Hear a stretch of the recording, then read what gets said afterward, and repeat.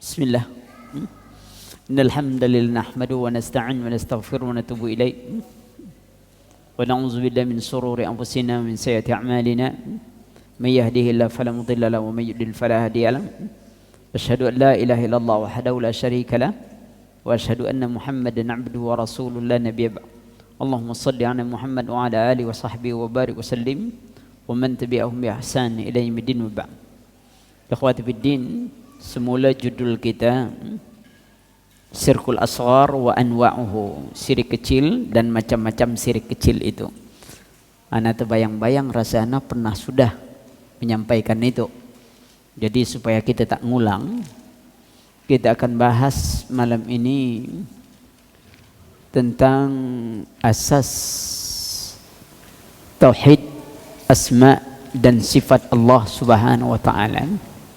Kenapa kita perlu membahas ini? Ini merupakan salah satu bagian dari buku ana yang membela kehormatan.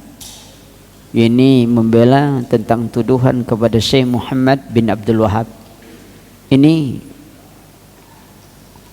on atau off? Off, ya, off, ya, bagus. Sebab tak sedap membahas kalau ada rem. Dia kalau tak ada rem, insya Allah agak laju sikit jalan tu kan. Ya.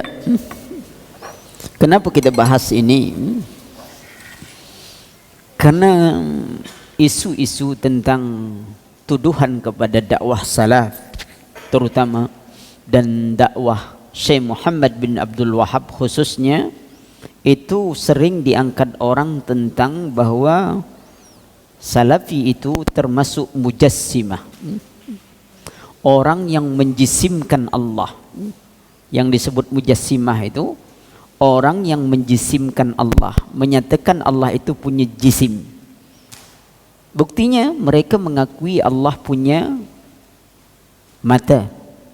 Mereka mengatakan Allah punya telinga. Kalau begitu sama dengan ini. Nah, ini perlu kita bahas kedudukan ini.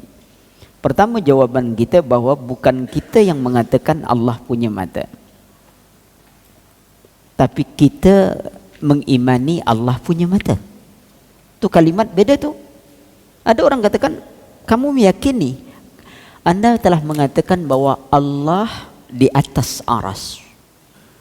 Kita katakan tidak. Saya tidak mengatakan Allah di atas aras, tapi saya mengimani Allah di atas aras. Yang mengatakan di atas itu Allah sendiri, bukan saya. Kan bukan kita yang mengatakan Allah di atas. Yang mengatakan Allah di atas siapa? Allah. Jadi kalau dikatakan awak mengatakan Allah di atas, tidak. Kita mengimani Allah di atas, bukan kita yang mengatakan. Sebab yang mengatakan di atasnya Allah hanya Allah. Kalimat itu harus dipahami, ikhwan. Kadang-kadang kita tidak paham dengan kalimat, kita jadi bingung. Iya ya. Padahal kita tak pernah mengatakan Allah di atas. Cuman kita mengimani Allah di atas. Sebab Allah yang mengatakan Ar-Rahman 'alal 'arsy istawa. Allah yang mengatakan, bukan kita. Tapi kita mengimani apa yang dikatakan oleh Allah. Beda kita dengan dia sikit saja. Kita mengimani apa yang dikatakan Allah, dia mentakwil apa yang dikatakan Allah. Itu kalimat. Maka itu kita perlu kaji. Kaji, punya kaji. Tentu kita juga berbicara tentang sedikit sejarah kita ambil. Sejarah tentang Syekh Muhammad bin Abdul Wahab. Beliau merupakan pembaharu, bukan pembaharu dalam makna pembawa ajaran yang baru. Itu pembaharu juga tuh. Ya, orang-orang jil itu banyak pembaharu, pembawa ajaran yang baru, yang tak pernah diajar Rasul, dia ajarkan. Itu namanya pembaharu, pembuat ajaran baru. Ya, ini betul-betul mujaddid yang mengembalikan. Ya, setiap 100 tahun itu, ya, setiap 100 tahun dalam riwayat-riwayat yang sahih diterangkan akan bangkitlah seorang mujaddid, ya. Mujaddid akan memperbaharui bukan memperhalui ini, membersihkan agama ini dari kotoran-kotoran yang menodainya. Nah, di antaranya itu adalah Syekh Muhammad bin Abdul Wahhab yang telah berjuang. Saya tidak panjang, hanya saja manusia selalu saja menisbatkan salah dalam menyebut gelaran Wahabi. Pertama, perhatikan kata Wahabi, Wahab, Al-Wahhab itu nama Allah. Al-Wahhab itu nama Allah. Kalau kita disebut Wahabi, itu bermakna kita mengikuti Allah Subhanahu wa taala. Lalu apa salahnya dengan kata itu? Kalau orang menisbatkan nama dengan nama Syafi'i, boleh tak diberi gelarkan dengan yang jelek? Tak boleh kan? Tak ada orang disebut dengan Syafi'i. Kami Syafi'i, mazhab Syafi'i. Mau tak kalau kita dikatakan dengan kata-kata yang jelek? Tak mau kita. Saya mazhab Syafi'i, saya Hambali, saya Maliki. Tak ada orang berani yang ingin menisbatkan itu, dan kita tak boleh menisbatkan nama imam-imam kita dengan nisbat yang jelek. Sekarang Al-Wahhab itu nama Allah. Lalu kenapa nama Allah itu dinisbatkan dengan yang jelek? Itu pertanyaan. Wahabi nama Allah, Al-Wahhab nama Allah. Lalu kenapa nama Allah itu diberi nama merek yang jelek? Padahal kita tak mau kalau kata imam-imam kita disebut Maliki, Hambali, Syafi'i, Hanafi, disebut dengan nama yang jelek, marah kita. Tapi ketika nama Allah disebut nisbat yang jelek, semua orang ikut. Pokok, pakai dalil pokok, tak pernah dalil buah. Dalilnya pokok saja. Ngapa awak cakap itu? Pokoknya begitu, kata dia. Bila pernah dia tengok pokok Wahabi? Tak ada pernah orang tengok. Tapi dia sudah pakai pokok, buahnya pun aja dia belum tengok lagi. Nah, itu banyak. Ini penisbat yang salah. Itu pertama. Kedua, Wahab itu bukan nama dia. Wahab itu nama bapaknya, Muhammad bin Abdul Wahhab. Kalau anak berdosa, kenapa bapak yang kena celah?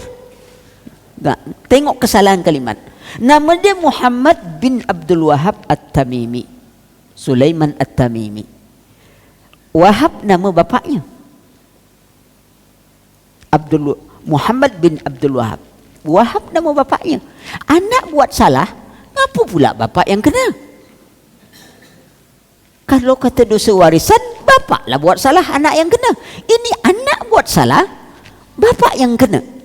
Itu lagi menunjukkan bahwa gelaran itu sama sekali tidak cocok dinisbatkan. Kalau gelaran itu juga tidak cocok, lalu kenapa orang tetap menisbatkan kalimat-kalimat itu kepada Syekh Muhammad bin Abdul Wahhab? Maka perlu ketahuilah bahawa penisbatan itu memang sengaja disematkan kepada Syekh Muhammad bin Abdul Wahhab. Pertama, ini menurut sejarah realita bahwasanya dulu ada namanya fatwa, yang memberi fatwa itu namanya Laksmi. Laksmi ini adalah seorang ulama Afrika. Laksmi seorang ulama Afrika. Di dalam Tarikh Ibnu Khaldun pada juz 2-nya pada halaman 98, beliau ini ulama Afrika yang hidup pada abad keempat. Abad keempat. Sedangkan Syekh Muhammad Abdul Wahhab abad-abad ke-17. Mungkin tak orang hidup abad keempat memberi fatwa untuk orang hidup abad ke-17? Mungkin dah. Itu sejarah. Jadi dia hidup abad keempat. Jadi beliau ini berkata dalam kitab Mi'yar, ini diterangkan ini, wa kana Yazid dukan anzal khawarid, ini disebutkan bahkan dalam Mi'yar yang disebutkan beberapa tulisan, ditanya suila ditanya Al-Lakhmi. Laksmi ini adalah tokoh Afrika, orang Afrika, ulama besar Afrika pada masa itu. Suila Al-Lakhmi an qaumin minal wahbiyah. Kalimat itu bukan Wahabi, tapi kalimatnya Wahbiyah. Laksmi ditanya tentang kelompok yang namanya Wahbiyah, bukan Wahabi. Ditanya Wahbiyah ini adalah sebuah sekte Khawarij Ibadiyah, dicetuskan oleh Wahbiyah ini nama seseorang, kemudian diikuti oleh Abdul Wahhab bin Abdurrahman Ar-Rustum. Inilah orang yang digelar dengan Wahbiyah. Abdul Wahhab bin Abdurrahman Ar-Rustum. Orang inilah dia. Dia Khawarij Ibadiyah yang sangat banyak membunuh ahli sunnah. Terbalik itu cerita sejarahnya sebenarnya. Inilah yang digelar. Dia mengikuti. Orang ini telah banyak menghapus syariat Islam, dihapus. Dia menghapuskan kewajiban ibadah haji, ya. Ini hidup sekitar tahun 197 Hijriah. Ini berkembang 197 Hijriah. Nah, fatwa ini sangat salah karena fatwa Latmi ini berhubungan dengan orang ini. Orang ini abad kedua Hijriah, ya, abad kedua Hijriah. Laksmi beri fatwa untuk kelompok ini. Kemudian orang ambil fatwa Laksmi ini untuk kelompok 7 berapa abad, 13 abad setelah itu. Tak mungkin ya, okay? Abad ke-17 ini abad ke-4. Tengok timpangnya manusia dalam memahami itu, ya. Lalu apa permasalahan? Kenapa kata itu sering disebut orang? Ada beberapa jawaban. Pertama, siapa yang pertama kali menyebut gitu? Yang pertama kali menyebut gelaran Wahabi itu adalah penjajah Inggris. Ketika mereka mendapat perlawanan yang sangat keras dari para pejuang-pejuang India, ketika itu muncul Ahmadiyah, Inggris mencari jalan bagaimana menjauhkan ini umat Islam dari gelaran, dari dakwah yang hak, yang berjuang, karena Mirza Ghulam Ahmad mengharamkan jihad melawan Inggris. Sementara orang-orang yang mengikuti apa yang dibawa oleh Syekh Muhammad bin Abdul Wahhab semangat dalam memerangi Inggris. Maka itu harus dihalangi. Bagaimana mereka harus menghalangi ini? Harus cari gelar, sebutan-sebutan supaya membuat orang lari dari belajar agama yang hak. Kalau mereka agamanya tidak hak, maka dia tidak ditolong oleh Allah Subhanahu wa taala. Mulai digelarlah gelar-gelaran itu, ya.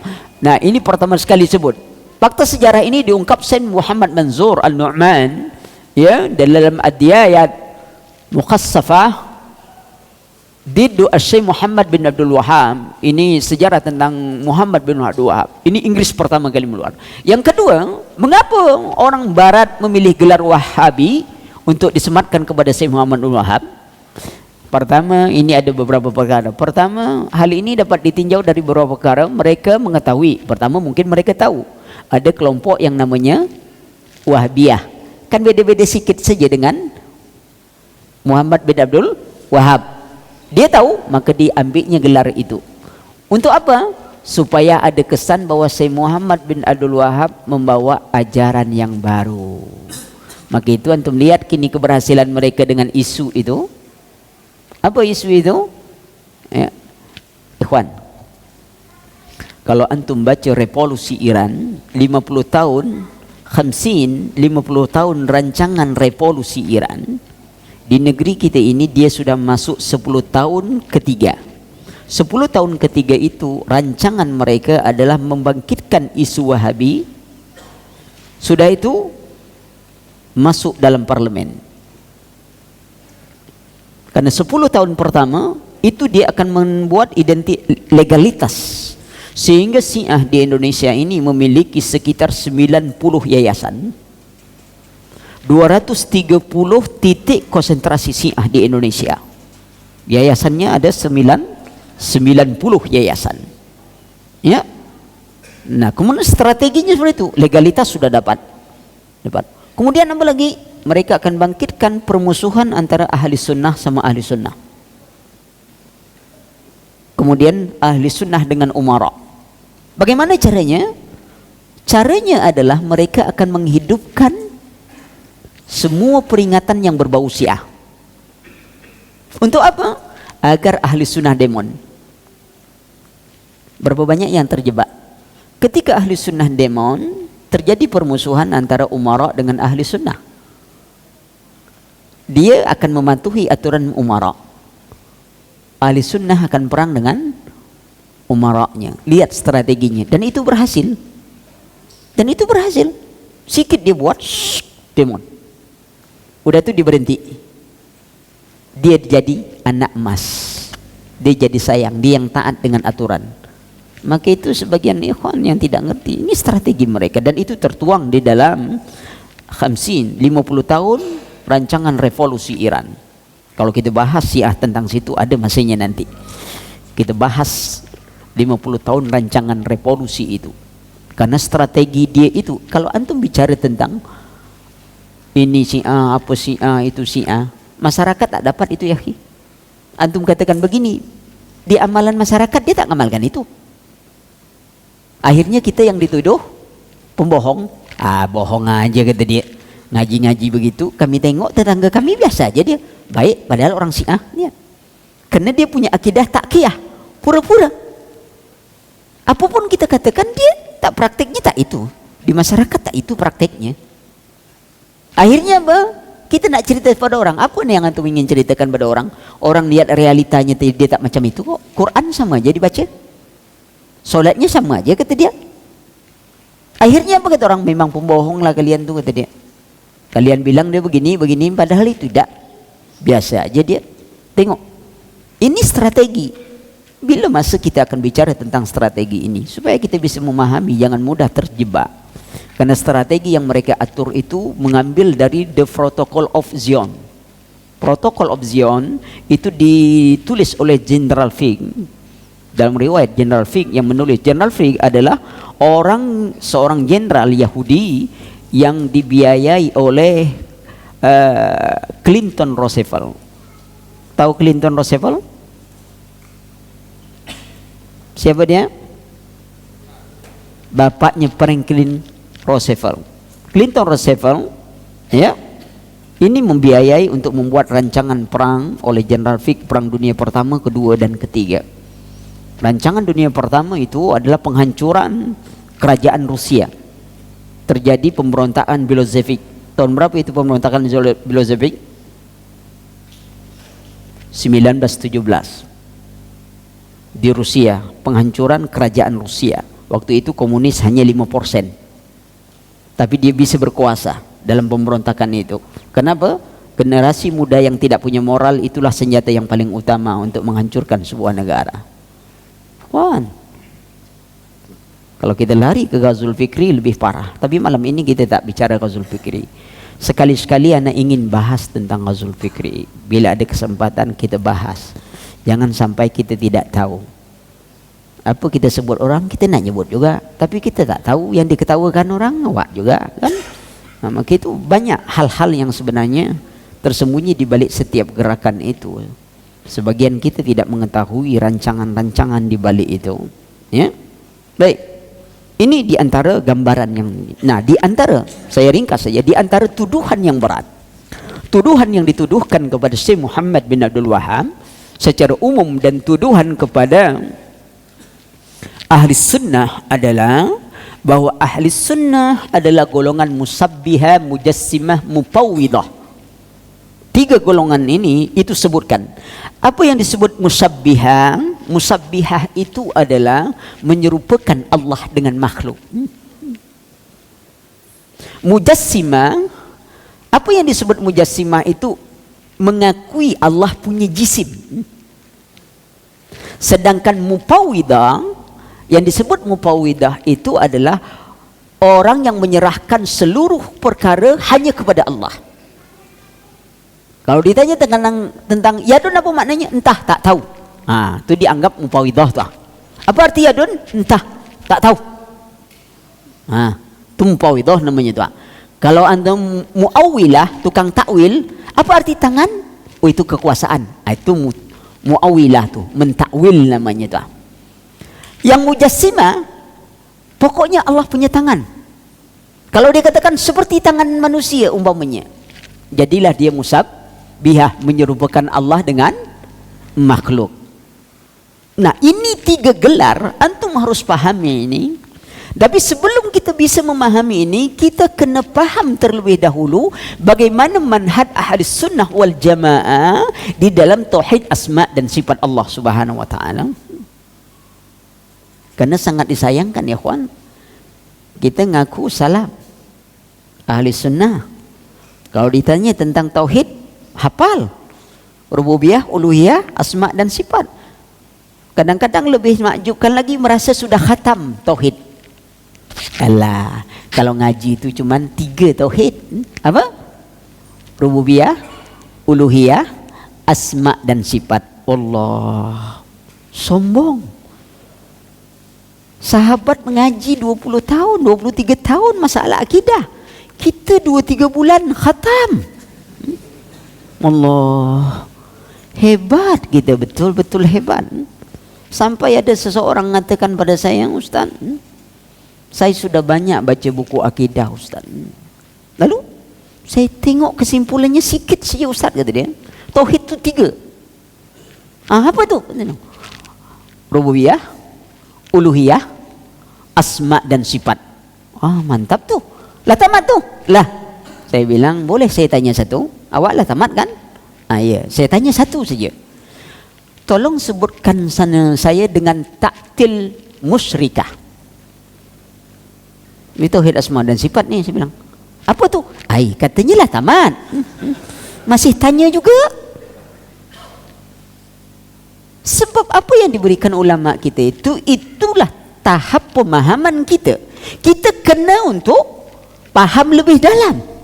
Maka itu kajian kita tu mulai diopkan supaya kita bisa ngaji lebih dalam. Mungkin ada orang yang belum layak untuk paham, nanti salah paham dia.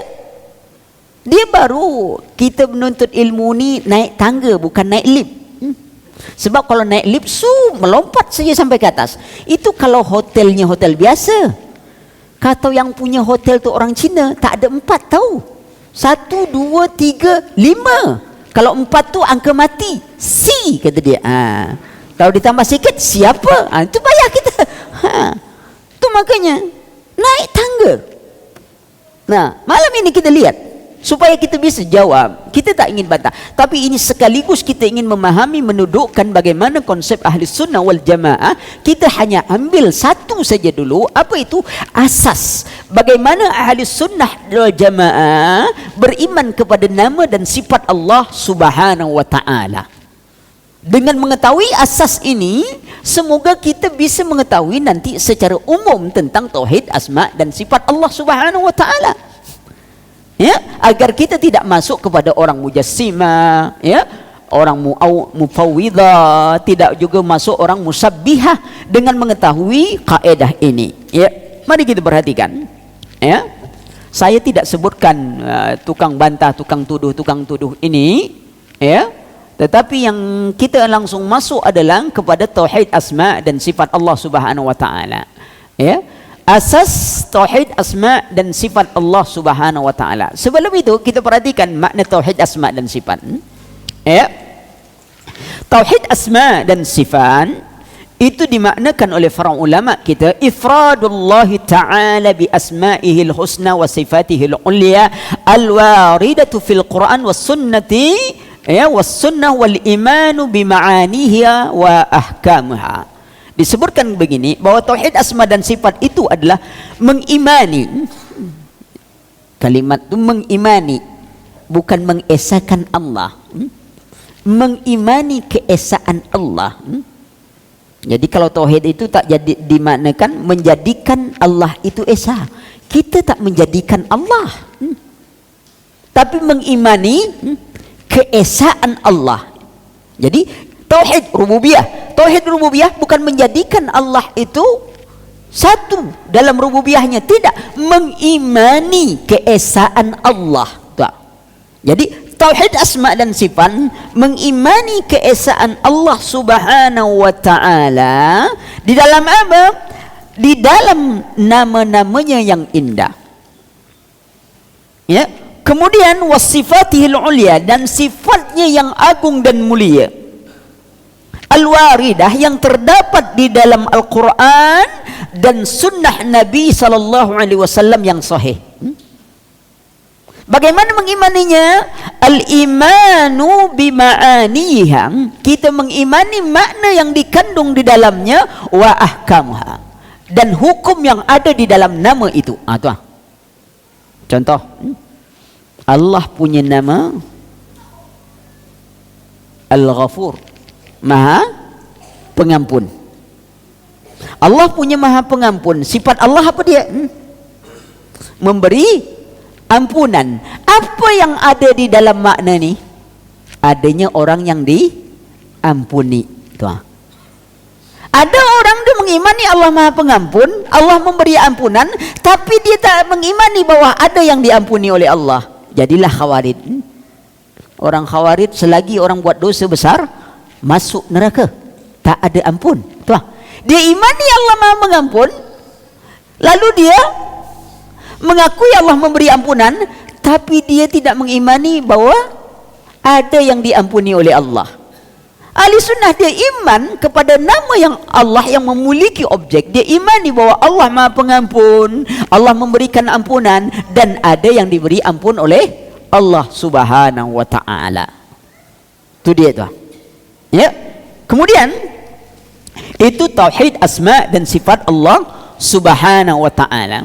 Nah, di dalam mengimani tauhid asma dan sifat Allah Subhanahu wa ta'ala ini ada 3 asas yang diambil oleh ahli sunnah wal jamaah. Ada 3 asas pokok yang harus menjadi pegangan kita dalam masalah tauhid asma dan sifat Allah. Pertama, yakni beriman terhadap semua nas Al-Quran maupun sunnah Nabi SAW yang sahih tentang nama-nama dan sifat Allah Subhanahu wa ta'ala, baik itu sifat yang ditetapkan Allah untuk zatnya atau sifat yang dinafikan Allah dari zatnya. Allahu la ilaha illa huwal hayyul qayyum, ini sifat yang ditetapkan Allah, hayyun al-qayyum. Lalu apa yang dinafikan Allah? La ta'khuzuhu sinatu wala naum. Kita imani sifat yang ditetapkan Allah untuk zatnya, dan kita juga mengimani sifat yang dinafikan Allah dari zatnya. Ini penting untuk dipahami kaedah pertama ini. Kerana ada orang yang tak mengimani sifat Allah. Dia apa yang katakan Allah, dia cari jalan lain. Seolah-olah Allah tak pandai memberikan pengajaran kepada hambanya. Sebab kalau ini disampaikan, orang bisa sesat. Maka dia ambil makna yang lain. Dia takwil sifat itu kepada kata-kata yang lain. Seolah-olah dia mengatakan Allah salah dalam mengajarkan namanya. Walaupun dia tak mengucapkan, tapi tindakannya itu. Ya?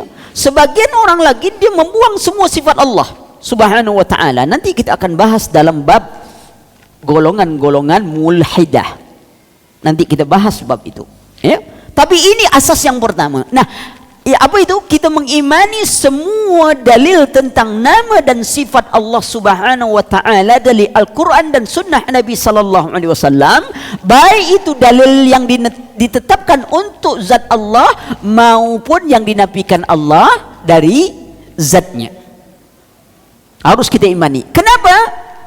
Apa dalilnya? Pertama, dalil pertama ini berdasarkan beberapa peninjauan bahwa pengetahuan tentang ilahiyah, pengetahuan tentang Allah Subhanahu wa ta'ala tidak akan pernah didapati oleh manusia kecuali kalau mereka berpegang kepada kitabullah dan sunnah Nabi. Bagaimana kita ingin mengenal Allah kalau Allah tidak memperkenalkan dirinya dengan kita? Allah Khalik, Malik, Razik, Mudabbir. Tidak ada yang mengetahui zat Allah Subhanahu wa ta'ala. Tidak ada yang mengetahui sifat Allah Subhanahu wa ta'ala. Wujud sifat Allah atau bukan? Wujud sifat Allah atau bukan? wujud kidam baka mukhalifatul lil hawadis wahdaniyat qiyamu bi nafsi sama basar kalam muntaqilam. Sifat Allah itu bukan? Iya. Ada tak dalam sifat 20 itu Ar-Rahman Rahim? Apakah Allah tidak Rahman, tidak Rahim?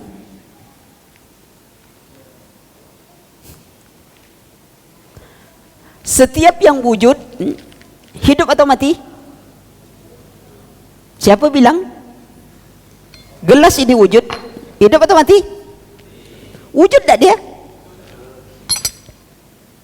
Kalau Allah punya sifat wujud, sempurna tak sifat itu? Kerana dia bisa hidup dan bisa mati. Dan Allah tidak menyebut dia untuk adanya Allah. Allah tidak menyebut sifatnya dengan sifat wujud. Allah cukup katakan Allahu la ilaha illa huwal hayyun, yang maha hidup. Setiap yang hidup pasti ada. Tak mungkin ada yang hidup tapi dia tak ada. Dari mana engkau tahu dia hidup? Tengok, Allah cukup katakan Al-Hayyun, sudah menunjukkan bahwa Allah itu wujud. Tapi ketika kita tetapkan Allah itu punya wujud, sempurna tak wujud itu? Dia bisa hidup, bisa mati. Maka nama Allah itu sangat agung, sempurna, tak ada kekurangan sedikit pun dari nama Allah. Ketika Allah Subhanahu menyebutkan dia punya sifat Hayyun, yang maha hidup, maka kehidupan Allah tidak diawali oleh ketiadaan dan tidak diakhiri oleh kepanaan. Itu hidup Allah. Itu beda tuh. Ya? Jadi ketika Allah mengatakan dia ada, cukup Allah katakan Hayyun, hidup, pasti ada. Tapi setiap yang hidup, setiap yang ada, belum tentu hidup. Dia bisa mati, bisa pingsan. Tengok. Maka tak ada bisa mengenal itu kecuali kita kembali kepada kitabullah dan sunnah Nabi sallallahu alaihi wasallam. Pemahaman ini perlu didudukkan oleh seorang yang mengaku nisbatkan diri kepada ahli sunnah. Allah Subhanahu wa taala berfirman, "Wa may yarghabu an millati Ibrahim illa man safiha nafsah wa laqad istafainahu fid dunya wa innahu fil akhirah laminas salihin." Di dalam surah Al-Baqarah ayat 130. Ya, apa dikatakan oleh Allah? Dan tidak ada orang yang benci kepada milahnya Ibrahim melainkan orang yang memperbodoh dirinya. Milah Ibrahim yang lurus, yang ikut kepada aturan Allah Subhanahu wa taala, mengimani dengan sifat-sifat Allah Subhanahu wa taala. Siapa membenci berarti dia memperbodoh dirinya. Coba antum bayangkan. Akal kita, sering saya katakan, akal kita ini tidak bisa mencari hakikat wujud saja, tak bisa. Hakikat yang wujud di mata kita, hakikat makhluk itu tak bisa kita capai. Ini tidak berarti larinya apa? Hakikat manusia itu siapa? Ini ada pula tuh orang ngaji hakikat. Kadang-kadang dia sendiri bingung kan? Payah kita nak jelaskan. Iya, kadang-kadang ada orang sambil sepintas dia nak bercakap. Kalau ia kajian tuh tinggi, tahu tak siapa yang minum ni? Oh, bayangkan antum. Kita lah lama jenggot lah panjang gitu dia. Dia sekali bertanya sama kita, Ustaz, jenggot tu lah panjang kata dia, lah putih pula. Tahu tak siapa yang minum? Wallah, betul-betul sombong orang tu. Tentu kita jawab, macam apa saya nak jelaskan? Awak aja lah bingung, tak ngerti diri sendiri tu. Masih bertanya siapa yang minum juga tu. Percuma aja saya jelaskan siapa yang minum. Awak aja masih bertanya, siapa yang minum? Lah lupa awak pada diri awak sendiri, kan kacau tu namanya. Masih bertanya juga siapa yang minum? Nah, tahu. Itu namanya kajian insan kamil namanya. Dalam diri manusia, dalam fisika sains itu seperti atom. Manusia itu seperti atom, di dalam atom ada inti atom. Manusia, di dalam manusia ada manusia yang manusianya. Kita jadi bingung, manusianya apalah Tuhan. Sampai suatu ketika ada seorang yang ingin dialog, dia katakan, kita ini seperti atom Ustaz, kata dia. Dalam atom ada inti atom, kemudian ini inti sajalah, saya bilang begini, sebenarnya kalau kita makan itu bukan kita yang makan. Oh hebat tuh, saya bilang, kita makan bukan kita yang makan. Kalau gitu, kalau kita, maaf cakap, kita bersetubuh dengan istri kita, siapa yang setubuh? Saya bilang. Lalu anak kita itu sebenarnya bukan anak kita. Sebab ada anak kita yang kita. Lalu apa guna firman Allah Subhanahu wa taala dalam Al-Qur'an? Falamma nadijat juluduhum baddalnahum juludan ghairu. Tatkala kulit mereka hangus terbakar, kami bangkitkan lagi kulit itu agar liyazukul azab, agar mereka merasakan azab. Kalau yang diazab itu kulit tanpa ruh, dia tak merasa. Kalau yang diazab tu ruh aja, tak ada kulit, macam apa dia nak merasa? Maka yang diazab tu ruh dan jasad itu diazab oleh Allah Subhanahu wa taala. Allah katakan tatkala liyazukul azab, agar mereka merasakan azab. Siapa itu? Apakah rohnya saja yang diazab? Lalu bagaimana roh merasakan? Dia tidak ada kulit. Itu keajaiban Al-Quran dan keajaiban hadis Nabi. Apa hadis Nabi katakan? Seluruh anggota tubuh manusia kalau dikubur tu hancur tak semua? Hancur kecuali tulang ekor. Saya lupa nama seorang Yahudi, primer namanya, kalau tak salah saya, itu tokoh Yahudi pada tahun 1953 35 atau 35, dia telah mendapat hadiah Nobel setelah dia meliti tentang fungsi tulang ekor. Dia hancurkan tulang ekor orang, dia mayat itu dihancurkan, tumbuk halus-halus, sudah itu dimasaknya selama 10 menit dengan api yang sangat besar, sudah itu diambil lagi sel itu tadi, sel tulang ekor tidak mati sama sekali. Menakjubkan hadis Nabi sallallahu alaihi wasallam. Maka itu manusia dibangkitkan dari tulang ekornya. Iya, subhanallah, ini keajaiban sains. Kalau orang tak neliti, dia tak tahu. Tapi Rasulullah sudah sebutkan dari tulang ekor hidup. Tahun 1936, 3536 dia meneliti itu. Dibakar, bayangkan antum. Ada yang membakar sampai hitam lah, menghitam jadi arang, jadi debu. Apa itu tadi? Tetap dia masih hidup tulang ekor itu. Wallahi ikhwan, yang kita keajaiban hadis Nabi sallallahu alaihi wasallam, la yantiqu 'anil hawa ma dhalla sahibukum wa ma ghawa wa ma yantiqu 'anil hawa in huwa illa wahyu yuha.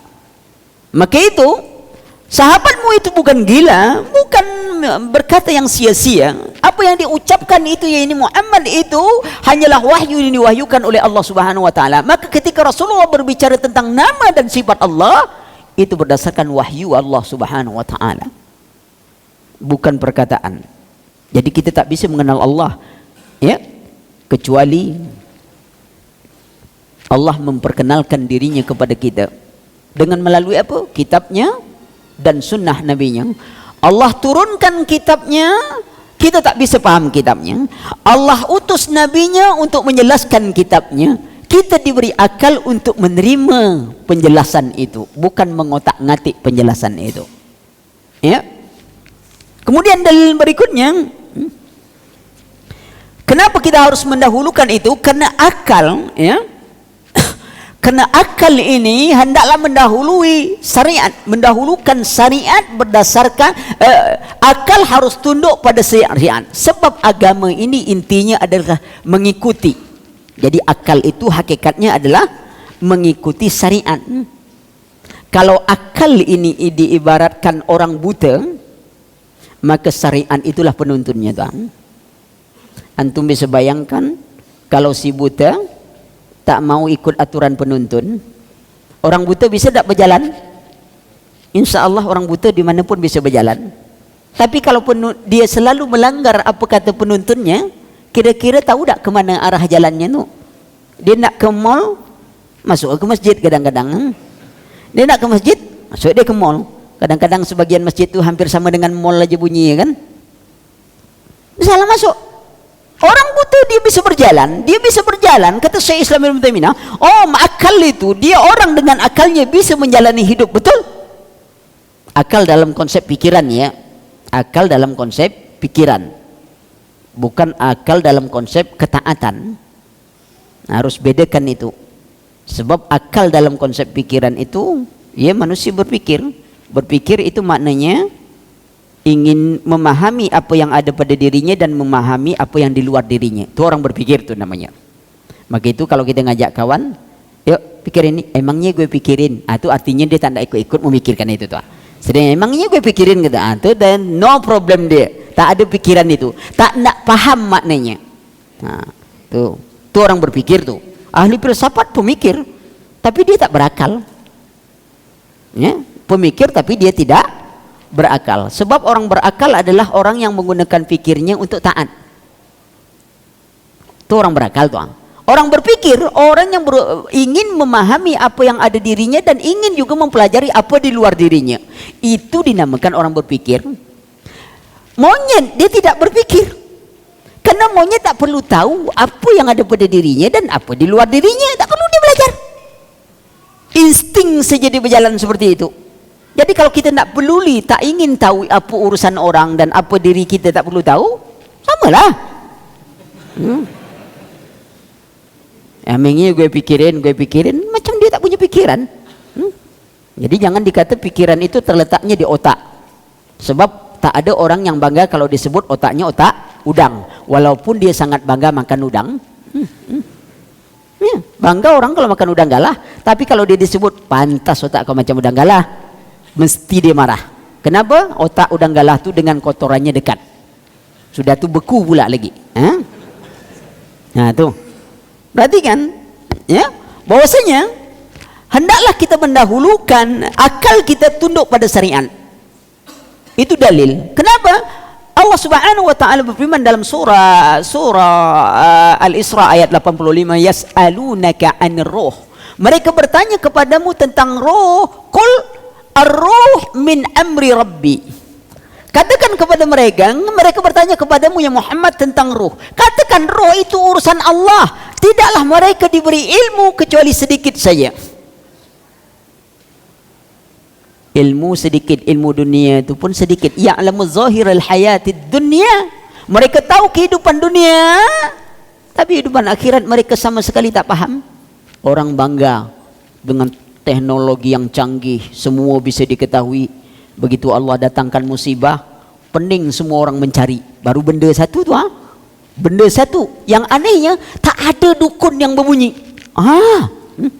Tak ada dukun yang beraksi. Nak beraksi kena tangkap. Ya, tak ada dukun mengatakan, oh saya tahu tempatnya di mana-mana. Kalau dia sudah tahu, berarti dia sekongkol tu. Tanya sama dukun tu, tahu tak awak tempatnya? Tahu. Ngapa awak tak kasih tahu dari awal? Berarti awak sekongkol buat ini ya. Tangkap dia, kan gitu. Kalau dia bilang tak tahu, ngapa awak belagak tahu nak nipu orang saja? Jadi maju kena, mundur kena gitu. Tanya, Pak Dukun, tahu awak bahwa itu akan terjadi? Kalau dia bilang tahu, oh awak dalangnya rupanya ya. Sudah tahu itu akan terjadi, awak tak menghalangi orang. Kalau dia bilang tak tahu, ngapa hari ini awak nak belagak tahu? Jadi payah jadi dukun tahu. Maju kena, mundur kena. Lah dekat 30 hari mencari tak ada yang dapat. Dukun pun tak ada bunyi. Besok kalau lah dapat, tu keluar dukun tu. Macam-macam mimpi lah dia dapatkan. Mimpi dari sini, ini iya ada puing sini, puing situ. Waktu belum dapat, tak ada. Diam semuanya. Yang ketik reksepasi itu tak ada berlaku lagi gini nih. Itu menunjukkan kebohongan mereka. Tak perlu banyak-banyak habis duit kan? Kompak aja setiap negara tu infak 1 juta, 1 miliar untuk dukun cari itu. Kan lumayan dukun daripada penat-penat jadi dukun buat jimat duit kecil juga. Lebih baik mencari itu. Miliaran dapat duit kan? Tapi itu namanya khayal. Allah Maha Kuasa. Kalau Allah nak hilangkan, hilang. Itu salah satu tanda kalau kita bicara apa? Bagaimana Allah menghilangkan tempat Dajjal dari pandangan manusia. Dajjal lah ada, tapi orang tak tahu di mana tempatnya. Kami model-model Dajjal banyak. Itu dia. Banyak model-model Dajjal. Macam-macam gelar lah. Ada guntur bumi, biasa guntur di langit, ini guntur di bumi. Cuba tu bayangkan. Nama aja yang salah. Guntur di langit. ke bumi, akhirnya hilang dari bumi. Pening nak mencari. Itu akibat salah paham. Jadi kalau nengoklah pakai serban besar tu mantap lah. Kemudian juga dalil beriman kepada nas, asma dan sifat. Wa idza qila ittabi'u ma unzila ma anzalallahu qalu bal nattabi'u ma alfaina alaihi aba'ana aw law kana aba'uhum la yaqiluna syai'an wa la yahtadun. Allah katakan, ya ini kewajiban ikhwan, kewajiban kita beriman ya kepada apa yang disampaikan dari kitabullah. Jadi ketika nas Al-Quran asma dan sifat Allah subhanahu wa ta'ala bicara tentang asma dan sifat Allah, wajib kita imani. Kerana akal kita tak akan mampu. Tafakkaru fi khalqillah wala tafakkaru fi zatihi. Berfikirlah kalian tentang makhluk ciptaan Allah, tapi jangan coba berfikir tentang zat Allah. Kenapa? Tak mampu akal kita menjawab. Ini bukan doktrin. Bukan. Kalau doktrin tu ajaran salah, lalu kita terima sebagai kebenaran. Itu doktrin tu. Islam bukan doktrin. Allah Maha tahu batasan otak kita. Cuman kita kadang-kadang tak sadar otak kita itu terbatas. Maka itu 3 bulan ngaji, langsung konseret. Dia nak mencari apa yang ada sebelum Allah ada. Tentu gila buatnya. Tu maka orang tua kita sering nasihati, nak, jangan terlalu dalam ngaji, kata dia. Bahaya nanti, tengok Tuhan kata, tak ke mana-mana lehernya kemandang-mandang tu nak cari Allah. Dan itu saya banyak jumpakan, Pak. Kawan, banyak orang seperti itu. Memangnya para rasul, para sahabat itu ilmunya tak dalam apa? Sehingga tak gila-gila. Maka itu perhatikan. Apa yang dikaji masalah seperti itu? Ada pula satu aliran, bisa nihat Tuhan, bayar 500.000. Murah, betul. Bayar. Bisa nengok. Sedangkan nak pergi nonton sepak bola, nengok artis saja lah berapa juta kita nak bayar. Ini 500.000 ya. Allah, manusia begitu. Tapi gitulah. Dia ingin mencari. Ya. Nah, maka itu asas pertama ini harus dipegang. Apa saja yang kitabullah dan sunnah Nabi bicara tentang sifat Allah, kita imani itu. Itu yang pertama kita pegang dulu. Ya. Kemudian asas kedua, ya. Ya, ini mensucikan Allah. Setelah kita imani itu apa yang diberitakan Allah subhanahu wa ta'ala, lalu kita sucikan Allah subhanahu wa ta'ala dari sifat-sifatnya yang menyerupai sifat makhluk.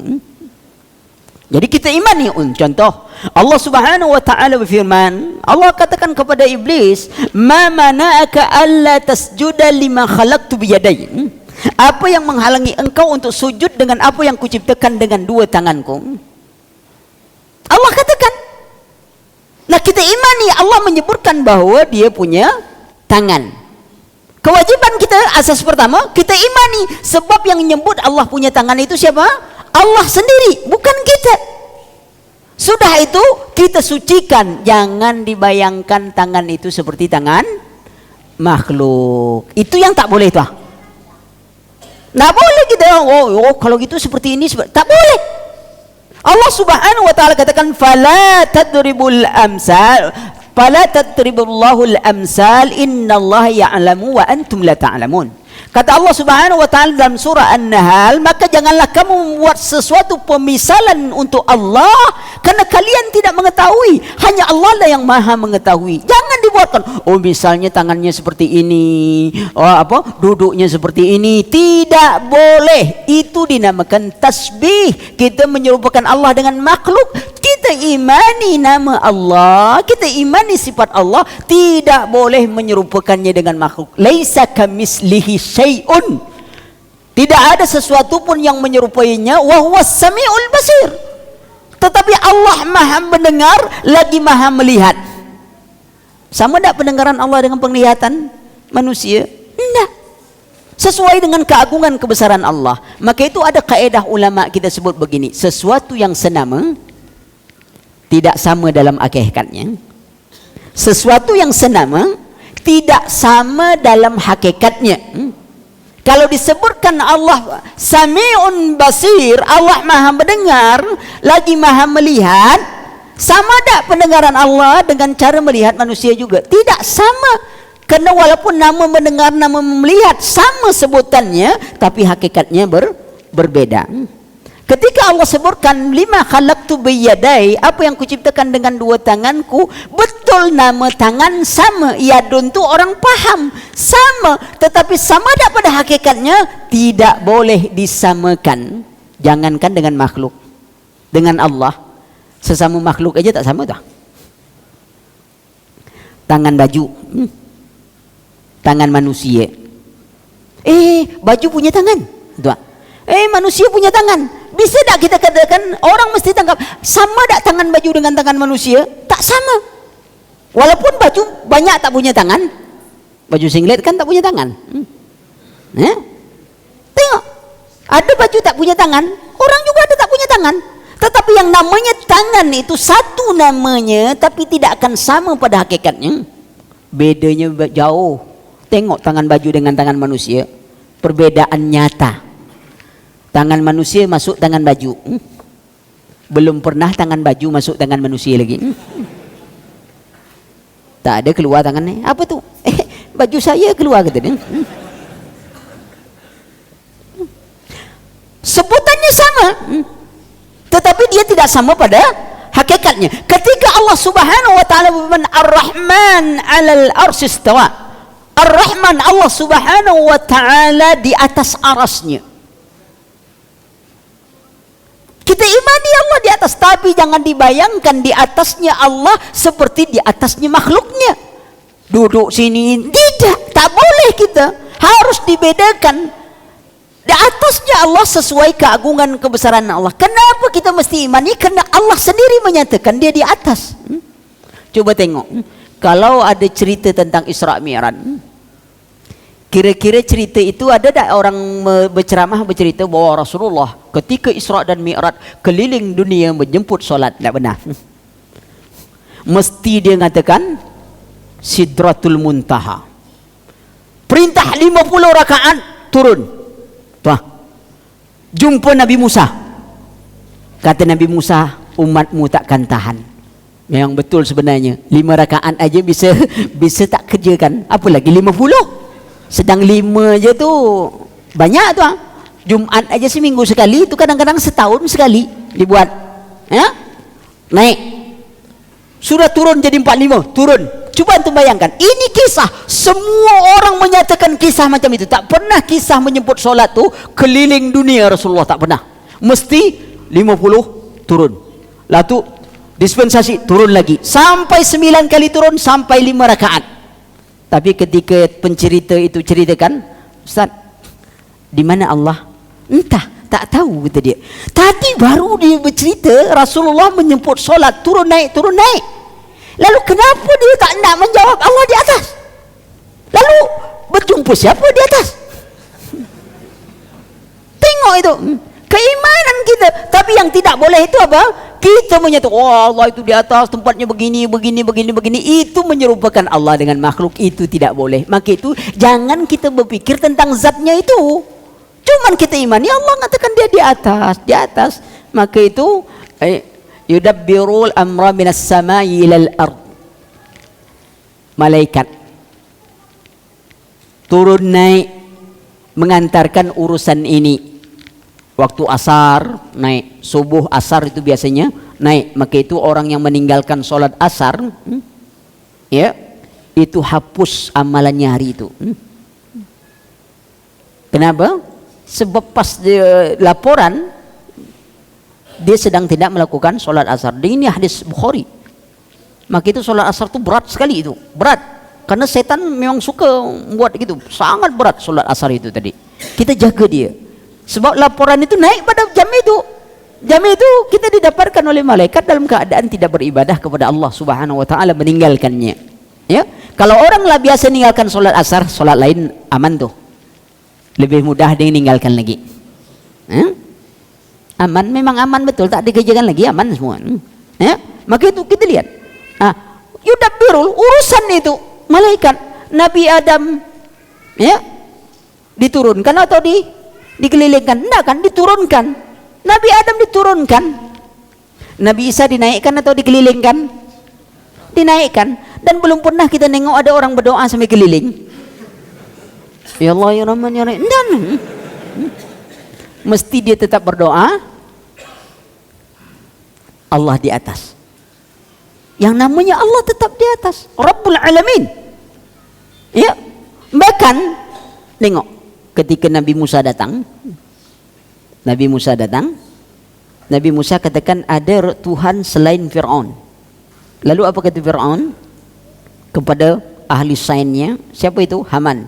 Auqid li ya Haman ala tin. Ya Haman, bakarkan olehmu untukku tanah liat. Tanah liat. Ala tin, bakarkan olehmu untukku tanah liat dibakar jadi apa? Batu bata. Jangan dianggap ini ayat batu bata, tahu? Nah, akhirnya kita tak solat lagi, cukup kerja batu bata saja, lah ngamalkan Al-Quran namanya. Salah paham pula lagi kan? Ini bukan ayat batu bata. Ya, Fir'aun katakan bakarkan untukku tanah liat. Waj'al li sarhan, buatkan olehmu untukku bangunan yang tinggi. Tuh. Kalau Fir'aun meyakini bahwa yang namanya Tuhan itu ada di mana-mana, kenapa dia tak utus tentaranya mencari Tuhan? Tentara, pergi cari Tuhannya Musa tu. Kalau ada bawa sini. Tidak. Fir'aun suruh apa? Buatkan bangunan yang tinggi, karena ghalibnya yang namanya Rabbul Alamin, yang namanya Tuhan, dia mesti berada di atas. Itu dia. Buatkan, aku ingin melihat Tuhannya Musa. Bayangkan itu. Maka itu hati-hati. Kita memberikan pelajaran yang seperti itu. Antum juga lihat ketika iblis bersumpah, aku akan menggoda mereka dari depan mereka, dari belakang mereka, dari kiri mereka, dari kanan mereka. Iblis tak kata dari atas mereka. Iblis tak kata dari atas, enggak. Lihatlah keadaan itu, ikhwan. Maka perhatikan, kita terima semua yang diberitakan oleh Allah Subhanahu wa taala, tapi bersihkan. Jangan ada tasbih menyerupakan Allah dengan makhluknya. Itu yang haram, itu larang kita untuk menyerupakannya. Yang kita cari, kita imani bahwa Allah ini, ya. Itu kaidah yang kedua, pensucikan Allah dari penyerupaan dengan makhluknya. Ya, ketiga, tidak boleh mencari hakikat nama itu tadi. Ya, hakikat nama dan sifat Allah itu tak boleh kita cari. Cukup kita imani, umpamanya begini. Yadun maknanya maklum. Ini kaedah Imam Malik. Apabila kita ditanya tentang sifat Allah, maka kita katakan seperti apa yang dikatakan Imam Malik ketika ditanya tentang istiwa. Al-istiwa'u maklum, wal kaifu majhul, wal imanu bihi wajib, was su'alu anhu bid'atun. Kata Imam Malik, istiwa, arti istiwa ini maklum, diketahui artinya. Wal kaifu, hakikat bagaimananya istiwanya Allah di atas arasnya, majhul, tak ada satu orang pun yang bisa mengetahuinya. Wal imanu bihi wajib, beriman bahwa Allah istiwa itu adalah wajib. Kenapa? Allah yang mengatakan dia istiwa. Wasu'alu anhu, bertanya hakikat istiwa itu merupakan perkara yang baru, tak pernah ditanya para sahabat tentang itu. Kita tak boleh bertanya tentang hakikat. Nah, semua nama dan sifat Allah itu kita masukkan dalam kaidah ini. Contoh, Allah katakan yadun, maka kita masukkan kaidah yadun, maknanya maklum, diketahui orang. Yadun itu bahasa Arab semua orang tahu, artinya tangan. Wal kaifu, hakikat tangan itu majhul, tak ada orang yang mengetahuinya. Beriman bahwa Allah punya tangan wajib. Kenapa wajib? Karena Allah yang menyatakan dia punya tangan. Bertanya hakikat tangan tak pernah dilakukan oleh para sahabat. Semua nama Allah tu inilah tiga kaedah pokoknya. Apa saja yang antum ditanyakan tentang itu. Begitulah ketika Allah mengatakan Allah di atas aras, kita katakan kita beriman. Ada kaul, saya ngumpulkan ada 100 ulama yang berbicara mengimani tentang Allah di atas aras. Sebenarnya apa yang dikatakan Syekh Muhammad bin Abdul Wahab, Jika orang dengan dalil Al-Quran sudah tidak cukup, maka perkataan siapa lagi yang bisa membuat dia cukup? Allah sudah mengatakan Ar-Rahman 'alal 'arsy istawa, lalu dia tidak cukup, lalu antum cari dalil mana lagi supaya dia tetap menjadi orang yang cukup? Sedangkan perkataan Allah dan Rasul saja sudah tidak mencukupi dia. Lalu tidak perlu, maka itu kita dapatkan dalam kitab-kitab dari Syekh Muhammad Abdul Wahhab tentang asma dan sifat Allah, itu qala Allah qala Rasul, qala Allah qala Rasul. Tidak banyak, kadang-kadang beliau mungkin kata perkataan para ulama. Kenapa? Apabila orang dengan kitabullah dan sunnah Rasul saja sudah tak cukup, lalu perkataan siapa yang bisa membuat dia cukup? Tidak ada. Ya, maka itu ini diantara asas tauhid asma dan sifat Allah Subhanahu wa taala. Kemudian mari kita masuk berikutnya. Setelah kita mengimani dengan asas tadi, apa tadi? Kita mengimani semua nas. Sudah kita imani semua nas, lalu kita bersihkan dari penyerupaan dengan makhluk. Sudah itu kita tidak bertanya tentang hakikat. Itu ringkasnya itu. Sudah itu kita tidak boleh melakukan apa yang dilarang dalam tauhid asma dan sifat. Tadi dikatakan at-tauhid asma dan sifat, ifradullah bi asma'il husna wa sifatil ula al-waridatu fil Quran was sunnah as-sahih, ya. Iman kepada makna dan hukum yang terkandung di dalamnya. Ada lanjutannya min ghairi tahrifin wala ta'tilin wala takyifin wala tamsilin bal yajibu an tamurra kama ja'at bila kaifin. Dikatakan oleh para ulama kita min ghairi tahrif. Kalau kita sudah beriman kepada semua nama dan sifat Allah itu, tidak boleh kita melakukan tahrif. Tahrif itu menyelewengkan. Umpamanya kata-kata istiwa Allah dimaknakan dengan istaula, menguasai. Ya, istiwa diartikan dengan istaula. Tak perlu lagi sebab Allah Maha Kuasa. Ini penyelewengan, tahrif namanya. Wala ta'til. Ta'til itu membuang. Ya, membuang. Tidak dibuang. Karena Mu'tazilah membuang sebagian sifat Allah Subhanahu wa taala, dibuangnya. Menurut dia tak mungkin ini. Dibuang, tidak diimani. Kemudian wala takyif. Tidak boleh juga tadi bertanya tentang hakikatnya. Tidak boleh pula melakukan tamsil, menyerupakannya. Misalnya begini, Allah turun sepertiga malam. Orang kan kadang-kadang berpikiran yang aneh. Apa aneh saya bilang? Kalau Allah turun sepertiga malam, malam satu hari itu 2 kali malam. Sini malam, sana siang. Sana malam, sini siang. Bila Allah istirahat? Dia nak nyanyikan perbuatan Allah. Padahal waktu 1000 tahun kita hidup itu baru 1 hari saja sebenarnya. Dan Allah Maha Kuasa dari semua perhitungan kita. Betapa mudah bagi Allah. Berapa hidup kita baru? Usia kita. Penatlah malaikat kerjanya mencatat terus. Tiap hari ini, sini asar, sana ini. Kenapa kita sibuk? Allah tidak ditanya tentang apa yang ia lakukan, tapi kita lah ditanya tentang apa yang telah kita lakukan. Kita selalu bertanya tentang kenapa Allah buat gini.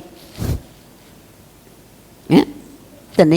Kenapa buat gini? Kita merasa tidak adil semua, dengan keadilan pun kadang-kadang kita ukur. Hidup sudah 50 tahun, sakit 3 tahun, lah ngeluhnya setengah mati. Lalu kita katakan Allah tak adil. Insya Allah nanti Allah adil, Allah kasih sakit lagi 50 tahun.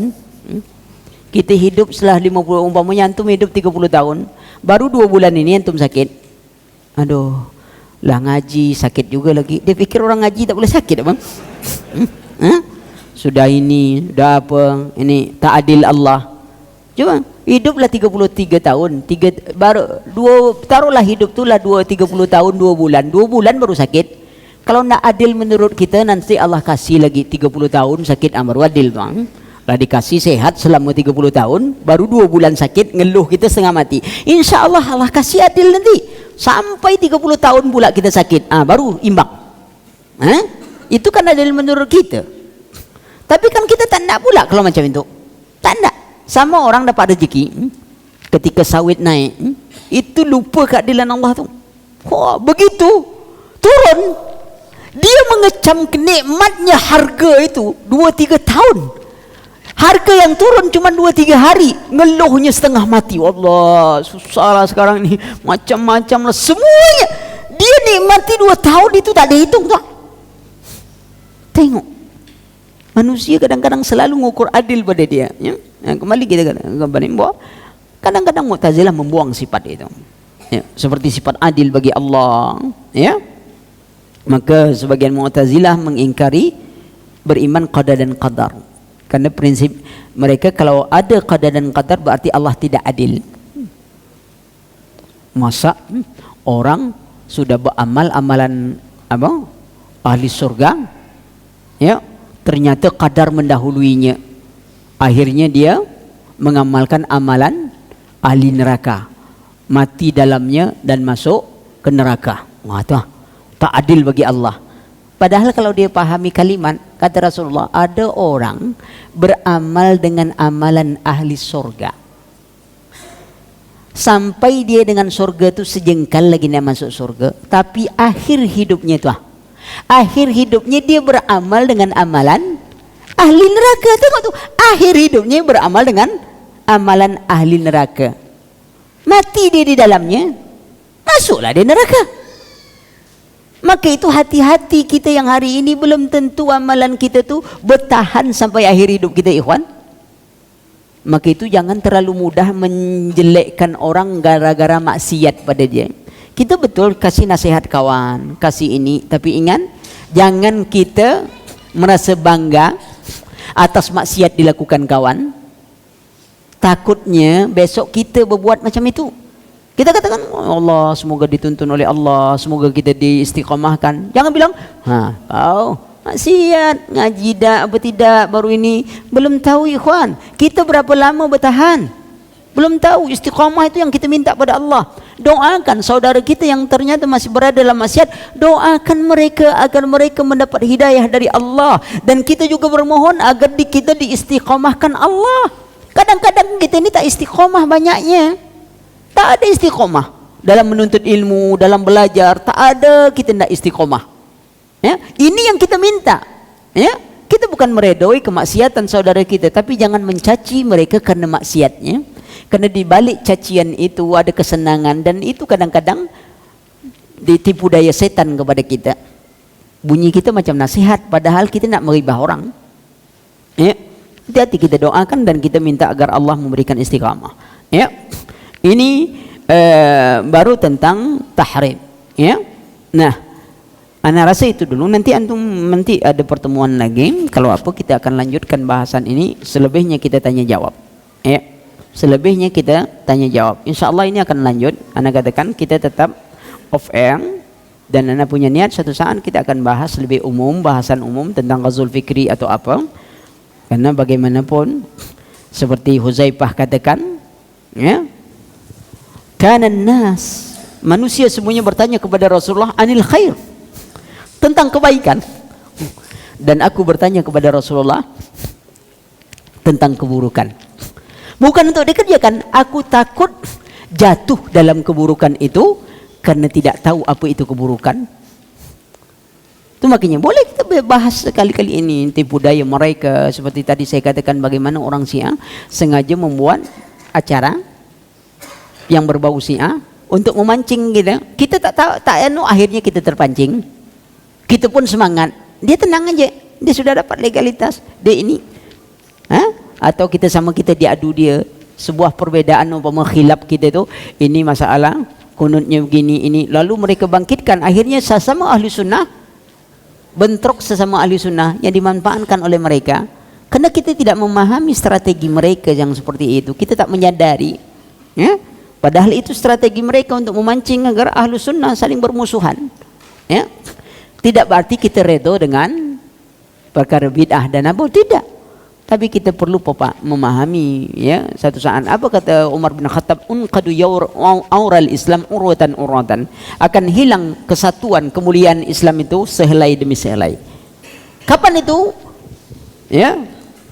Apabila hidup di tengah kaum muslimin itu orang yang tidak mengamal ya'riful jahiliyah, orang yang tak mengerti tentang sifat jahiliyah. Kadang-kadang kita sama, tapi sifat jahiliyah masih ada pada kita. Ayo, bangga pada suku, bangga pada ini, atau pengkultusan individu, ya. Kita tak jahiliyah, tapi sifat kita, kalau ustaz tu milih, ya. Kalau tak ustaz itu tak nak ngaji. Kalau ustaz ini baru ramai pengajian. Mati ustaz itu, mana tu nak ngaji? Maka itu ngaji itu bukan tergantung pada ustaz. Kadang-kadang sebagian, entahlah di Batam saya tak tahu. Kadang-kadang sebagian tempat itu dimilih ustaz. Begitu saya datang, dia tak ngaji. Dia cuman satu ustaz saja. Dia pikir ustaz tu lebih dulu masuk surga daripada dia, apa? Ya akhi, belum tentu ustaz tu lebih dulu masuk surga daripada antum lagi. Ana yang bercakap di depan antum ni belum tentu dulu masuk surga, entah masuk surga atau tidak besok. Lebih banyak pertanyaan untuk ana daripada untuk antum. Sudahlah di sini antum bertanya dengan ana, besok pula ana pula kena tanya lagi. Banyak betul kena perkara ini, ha? Tapi kalau nak duduk menung-menung aja, ngapa pula nak duduk di depan kata orang kan? Duduk aja menung, tak mungkin pula kan? Tapi itu jangan kita lihat. Kita ustaz dimanapun, kata Umar bin Abdul Aziz, kalau nak tahu kadar ilmu guru kita tuh, berguru dengan banyak orang. Kita tahu Imam Bukhari berapa gurunya? 1000. Kita guru tak lepas dari satu orang saja. Itu saja guru. Kalau bukan itu guru kita, kita tak nak belajar. Mati ustaz tu, alah tak berhentilah belajar awak lagi tu. Allah, betul-betul ini. Ya? Kita guru di mana saja, apa saja. Maksudnya berguru banyak tu bukan gurunya sembarangan pula. Hari ini salap, besok tukang sulap, besok silap, itu salah. Ya? Tetap yang satu manhaj, guru itu satu manhaj. Tahu kita bisa ngukur, tahu salahnya guru kita. Kadang-kadang guru ini sampai di sini bahasan, guru ini sampai sini, sehingga kita banyak mendapatkan para ulama kita. Majelis itu selalu hadir. Silakan kalau ada pertanyaan, bebas, bebas tapi terbatas ya. Nah. Assalamualaikum warahmatullahi wabarakatuh. Waalaikumsalam warahmatullahi wabarakatuh. Ini ada 2 pertanyaan Ustaz, boleh Ustaz? Ya, boleh. Pertanyaan pertama, Ustaz tadi menjelaskan bahwa akal itu harus tunduk kepada syariat. Iya. Kemudian sementara kita harus berakal dulu untuk memahami syariat. Iya. Itu pertanyaan pertama. Pertanyaan yang kedua, kita memahami bahwa tauhid terbagi menjadi 3. Tauhid rububiyah, uluhiyah, dan asma wa sifat. Kemudian ada sebagian orang mengatakan bahwasanya di masa Rasulullah dulu tidak dikenal pembagian tauhid. Iya. Mohon Ustadz jelaskan bagaimana penjelasan. Iya, baik. Yang pertama, apa yang antum sampaikan bahwa anak katakan akal harus tunduk pada syariat. Sementara kita disuruh berakal dulu baru ini. Ini adalah berita dari hadis batil, hadis nomor 1 di dalam silsilah hadis dhaif wal maudhu' Syekh Nasiruddin Albani, ad-dinu huwal aqlu la dina lahu man la aqla lahu. Ini hadis batil. Harus antum bedakan dulu. Apa itu akal? Itu harus dudukkan. Bila antum tahu, paham, antum akan dapatkan. Anak kecil, kenapa dia disebut tidak berakal? Anak kecil berpikir atau tidak? Berpikir. Tapi kenapa disebut tidak berakal? Orang gila disebut orang berakal atau tidak? Sama ada anak kecil dengan orang gila? Tidak. Di mana letak perbedaannya itu? Padahal dia sama-sama orang gila tak berakal. Anak kecil tak berakal. Kenapa anak kecil tak disebut orang gila? Oh, itu anak kecil masih gila. Enggak. Kan tak ada orang bilang gitu. Atau ada orang gila, oh itu masih kecil. Enggak ada bilang. Maka itu harus dudukkan dulu. Anak kecil berpikir. Orang gila berpikir tak? Hah? Orang gila berpikir. Kalau antum dia minta rokok, antum kasih pena, antum dibilangnya gila. Buktikanlah kalau tak percaya. Pak, rokok pak, antum kasih pena. Langsung antum bilang, gila kata dia, oh, minta rokok, kasih pena. Pikir dia. Ya. Jangan antum bilang orang gila tak berpikir. Berpikir dia. Tahu dia macam apa nak nipu awak, pandai dia. Ya. Dia masuk rumah sakit gila, rumah sakit jiwa kan karena gila. bukan karena tak berpikir. Gila dia. Sekarang akal itu apa? Itu saya katakan tadi, yang akal itu adalah alat untuk menerima syariat. Anak kecil dia berpikir, tapi alat untuk menerima syariatnya belum berfungsi. Kapan berfungsinya? Setelah baligh. Ketika dia melanggar syariat, dia berdosa, sebab alat itu sudah berfungsi. Orang gila, kalau dia melanggar syariat, dosa atau tidak? Apa sebab? Alat menerima syariatnya rusak. Jadi kalau antum lah paham ke ujung, itu memang betul-betul ma'rifat. Putus, belum saya sampai ke ujung. Itulah mantap tuh. Mudah-mudahan itu orang gila. Orang gila itu rusak alatnya. Orang tidur alatnya lah berfungsi, tapi tak rusak, cuman sedang tak bekerja. Maka itu orang tidur melakukan apa pun dalam mimpi dan apanya, kena dosa tak? Diangkat kalam ketika orang tidur kan, orang mabuk. Kenapa? Alat itu tak berfungsi, alat itu tak kerja, alat menerima syariat. Jadi kalau nak melanggar syariat, tak dapat dosa, rusak aja lah tuh. Maka itu Islam melarang manusia merusak alatnya. Dilarang, disuruh tafakkaru, berfikir tentang inna fi khalqis samawati wal waqtila fil laili. Itu mengarahkan agar manusia taat pada Allah. Ya. Jadi agama ini memang untuk orang yang berakal, karena orang yang berakal itu adalah yang bisa menerima syariat. Tapi agama bukan akal, agama itu berada di atas akal.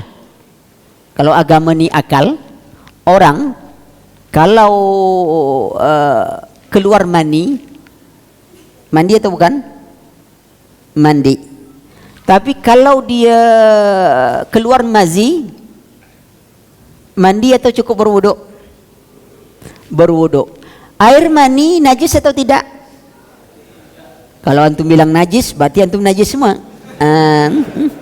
Oh, mani najis? Najis semua berarti antum. Sebab kita berasal dari mani. Mazi itu najis atau bukan? Najis. Coba perhatikan, ketika keluar mani yang tidak najis kita wajib mandi. Tapi ketika keluar mazi yang najis kita tidak wajib mandi. Tengok kalau akal. Coba tengok lagi kalau akal, agama. Sering saya contohkan, orang buang angin, dia nak solat, apa yang dia cuci? Tempat keluar anginnya ke? Atau dia berwuduk? Apa hubungan mukanya dengan angin yang tadi? Bahkan tempat keluar itu tak pernah dia. Ngapa pula yang angin di bawah dia harus berwuduk gitu? Padahal di atas banyak keluar angin bersiul.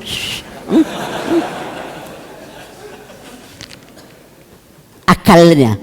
Maka itu agama ini di atas akal. Akal harus tunduk kepada syariat itu tadi. Maka itu aneh kalau ada orang mengandalkan akalnya ya untuk menghadapi dunia ini. Sedangkan masalah buang angin aja dia harus tunduk pada syariat. Coba kalau ada orang buang angin langsung dia pergi ke belakang cebok sebentar langsung solat. Apa kata orang? Gila. Masalah buang angin ketika dia tak tunduk pada syariat, apa orang sebut? Orang gila. Lalu bagaimana masalah dunia yang begini besar dia nak pakai akalnya? Tentu lebih gila daripada orang gila itu tadi.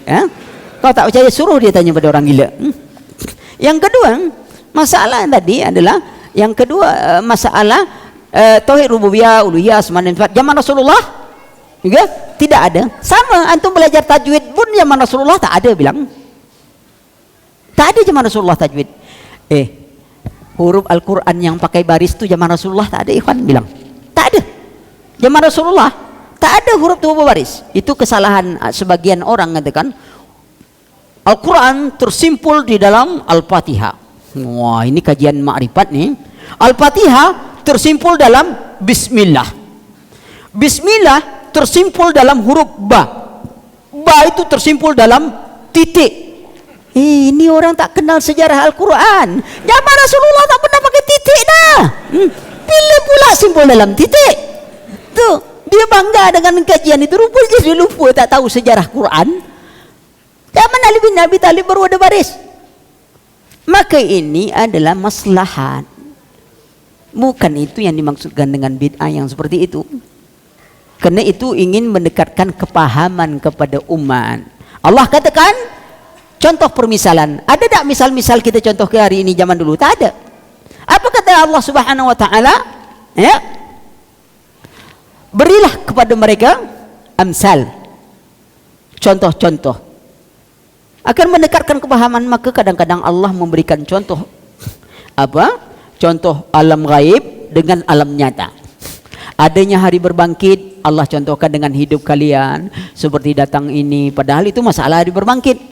Ya. Nah, adapun tauhid uluhiyah, rububiyah, asma dan sifat, semuanya ada dalil dalam Al-Qur'an. Lalu untuk memudahkan pahaman, para ulama kita memberikan kepahaman, tapi itu berdasarkan dalil dari kitabullah dan walillahi asma dan ul husna. Apa itu dia? Dalil tauhid asma dan sifat Allah Subhanahu wa taala. Alhamdulillahirabbil alamin, dalil tauhid rububiyah Allah Subhanahu wa taala. Iyyaka na'budu wa iyyaka nasta'in, dalil tentang tauhid uluhiyah. Di dalam Al-Fatihah tersimpullah semua yang ada dalam Quran. Saya bahas dulu sedikit. Ikhwan, kalau kita bicara, orang kan sering sebut gini, Al-Fatihah induk Al-Quran. Semua isi Al-Quran terkandung dalam Al-Fatihah. Tapi kalau kita baca sepintas, tak paham macam apa kandungan semua itu ada di dalam Al-Fatihah yang pendek. 6.236 ayat Al-Quran hanya tersimpul dalam 7 ayat. Dari mana ini bisa dipahami oleh para ulama yang seperti itu? Ummul Quran. Apa dia? Kita bahas sedikit. Al-Quran, kata ulama kita dalam Minhaj Ad-Da'wah Al-Anbiya, kemudian juga di dalam Muqaddimah Sarah Aqidah At-Tahawiyah disebutkan, Al-Quran dari awal sampai akhirnya semua bicara tentang tauhid. Ya, pertama, kalau dalam Al-Quran berbicara tentang perbuatan Allah, ya, tentang alam semesta ini, ayat-ayat kauniyah Allah, itu berarti Al-Quran berbicara tentang tauhid al-ilmi al-khabari. Ini sebenarnya lah naik tingkat dari tauhid rububiyah sikit. Tauhid al-ilmi al-khabari, maksudnya tauhid rububiyah dan tauhid asma dan sifat. Itu tauhid ilmi al-khabari. Kemudian kalau Al-Quran berbicara tentang hak Allah, wajib untuk diibadati, berarti Al-Quran sedang berbicara tentang tauhid uluhiyah. Talabi wal qasdi, dua tah. Ketiga, apabila Al-Quran berbicara tentang halal haram, berarti Al-Quran berbicara tentang mukammilatut tauhid, penyempurnaan tauhid. Sebab keyakinan harus dibuktikan dengan amalan, penyempurnaan tauhid. Yang keempat, apabila Al-Quran berbicara tentang ganjaran orang-orang yang melakukan tauhid kepada Allah Subhanahu wa taala, ini dinamakan jazaa'ut tauhid. Apabila Allah bercerita, Al-Quran berbicara tentang hukuman-hukuman, itu dinamakan jazaa'u man kharaja anit tauhid. 5 inilah. Al-Quran tak lari dari 5 inilah. Sekarang kita tengok Al-Fatihah. Asma dan sifat Allah. Bismillahirrahmanirrahim. Alhamdulillahirabbil alamin arrahmanirrahim. Tauhid asma dan sifat. Alhamdulillah, tauhid rububiyah. Asma dan sifat. Iyyaka na'budu wa iyyaka nasta'in. Tauhid asma dan sifat. Iyyaka na'budu, ini kewajiban kepada Allah, tauhid uluhiyah. Perhatikan itu.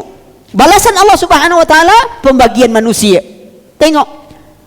Ihdinas siratal mustaqim siratal ladzina an'amta, orang yang diberi nikmat, dia penuhi tauhid, menyempurnakan tauhid, taat, diberi nikmat. Al-maghdub, orang dia sudah tahu tauhid tapi dia tak mengamalkan tauhid. Ad-dal, orang yang tersesat, tidak tahu, bercoba menganggap mengajarkan tauhid, dibagi. Nah, semua yang 5 tadi dari Al-Quran sampai akhir terdapat di dalam surah Al-Fatihah. Ikhwan, itu ringkas. Itu tafsir ringkasnya. Ini dia. Maka itu dipahami oleh para ulama. Maka tauhid asma dan sifat itu bukan tak ada dalil, ya. Lantas mereka ada dalilnya dalam Quran dan Sunnah, tapi itu kepahaman oleh para ulama kita. Bukan senang untuk memahami itu. Tentu mereka yang sudah memang Allah berikan karunia untuk itu. Yang lain?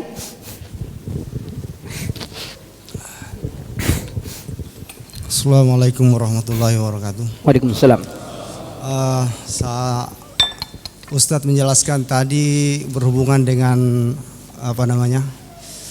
sekian tahun umurnya, mungkin dalam 50 tahun hidupnya, lalu diakhiri dengan keyakinannya jadi kafir. Satu. Yang kedua, ada manusia yang hidup sekian tahun, mungkin 30 atau 40 tahun, lalu diakhiri dengan amalan ahli neraka, yakni perzinahan. Bahkan ada kisah nyata yang istilahnya meninggal di atas perut kasarnya. Yang ketiga, ada yang beriman sekian tahun, lalu diakhiri dengan kefasikan berupa pembunuhan, lalu dibunuh. Coba dijelaskan Ustaz dari perbedaan ketiga ini. Satu berupa keyakinan jadi kafir. Ketiga berbuat kefasikan yang lain. Yang kedua itu. Coba dijelaskan Ustaz. Assalamualaikum warahmatullahi wabarakatuh. Sebenarnya penjelasan kisah atau penjelasan kenapa itu bisa terjadi? Apa boleh disamakan? Istilahnya Ustaz katakan tadi bahwa pada akhir hayat hidupnya diakhiri dengan kefasikan atau perbuatan ahli neraka. Harus dipahami dulu. Paham saya. Artinya akhir hidup seorang itu bisa orang amal soleh, tapi akhir hidupnya dia mengerjakan amalan ahli neraka. Amalan ahli neraka itu banyak-banyak. Bisa orang kekal dalam neraka sebab amalan, bisa tidak kekal dalam neraka. Tapi disebutkan oleh Rasulullah SAW bahwa mereka mengerjakan amalan ahli nar, kemudian mereka dimasukkan ke dalam neraka. Apakah dia kekal atau tidak, itu tak urusan kita. Sebagaimana juga Rasulullah sebutkan, kullu ummati yadkhulunal jannah. Setiap umatku pasti masuk surga. Tapi apa langsung masuk atau bukan? Tidak. Kalau banyak dosanya, dia juga dimasukkan ke dalam neraka dulu, dibersihkan dulu. Masalahnya pembersihan itu kita tahan apa tidak? Itu masalah. Sama juga disebutkan oleh Rasulullah SAW bahwa di bulan Ramadan pintu surga dibuka. Lalu orang bilang, sedap kalau mati bulan Ramadan gitu. Sedap mati bulan Ramadan, kalau tak puasa sedap apa? Dia pikir masuk surga dan neraka itu bulan Ramadan apa? Nggak ada lagi Ramadan gitu. Jadi ingat, jadi akhir hidupnya, disebutkan Rasulullah ini memberikan pelajaran kita agar selalu mohon istiqamah. Kadang-kadang sebagian kita begitu kita dapat petunjuk, kita merasa sombong dengan petunjuk yang Allah bagikan. Dengan kesolehan hari ini kita menghinakan orang lain, ini orang lain tidak sadar. Kadang-kadang kita pun sudah berubah berlalunya waktu. Dengan hadis ini agar kita lebih banyak bermohon pada Allah agar diberi istiqamah. Itu makanya kita setiap hari membaca Al-Fatihah. Ihdinas siratal mustaqim. Ihdinas siratal mustaqim. Maknanya istiqamahkan kami di jalan yang lurus ini. Bukan kita jalan sesat, tapi kita sudah jalan ini, tetapi ingat istiqamahkan kami di jalan yang lurus ini, karena di samping jalan lurus ini banyak jalan-jalan yang sangat mempesona kita. Itu inti sebenarnya dari ada yang jadi fasik, ada kadang-kadang justru murtad, ada yang kadang-kadang maksiat biasa akhir hidupnya, ada. Ini apa pelajaran? Doa agar kita selalu istiqamah. Rasulullah, ya muqallibal qulub, sabbit qalbi ala taati wa ala dinik. Itu dia. Ya, yang lain? Ya, tuh.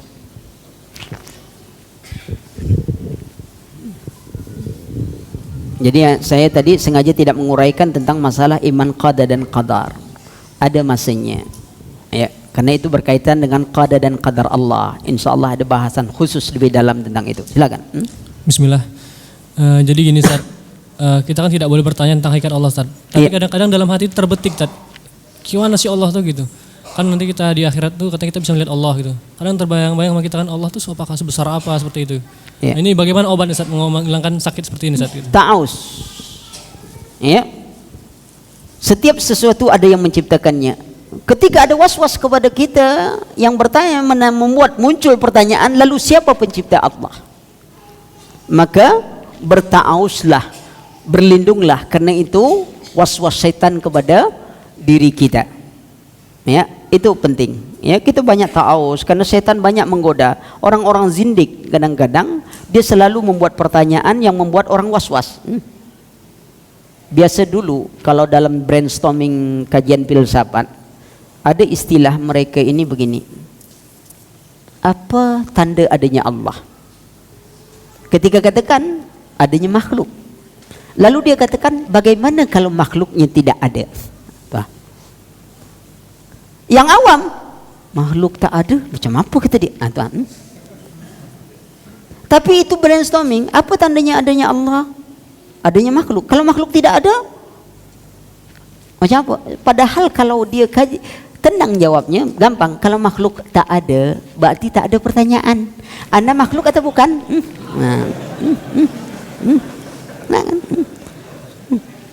Dia bertanya, apa tanda adanya Allah? Ada makhluk. Kalau tak ada makhluk, berarti tak ada pertanyaan Anda.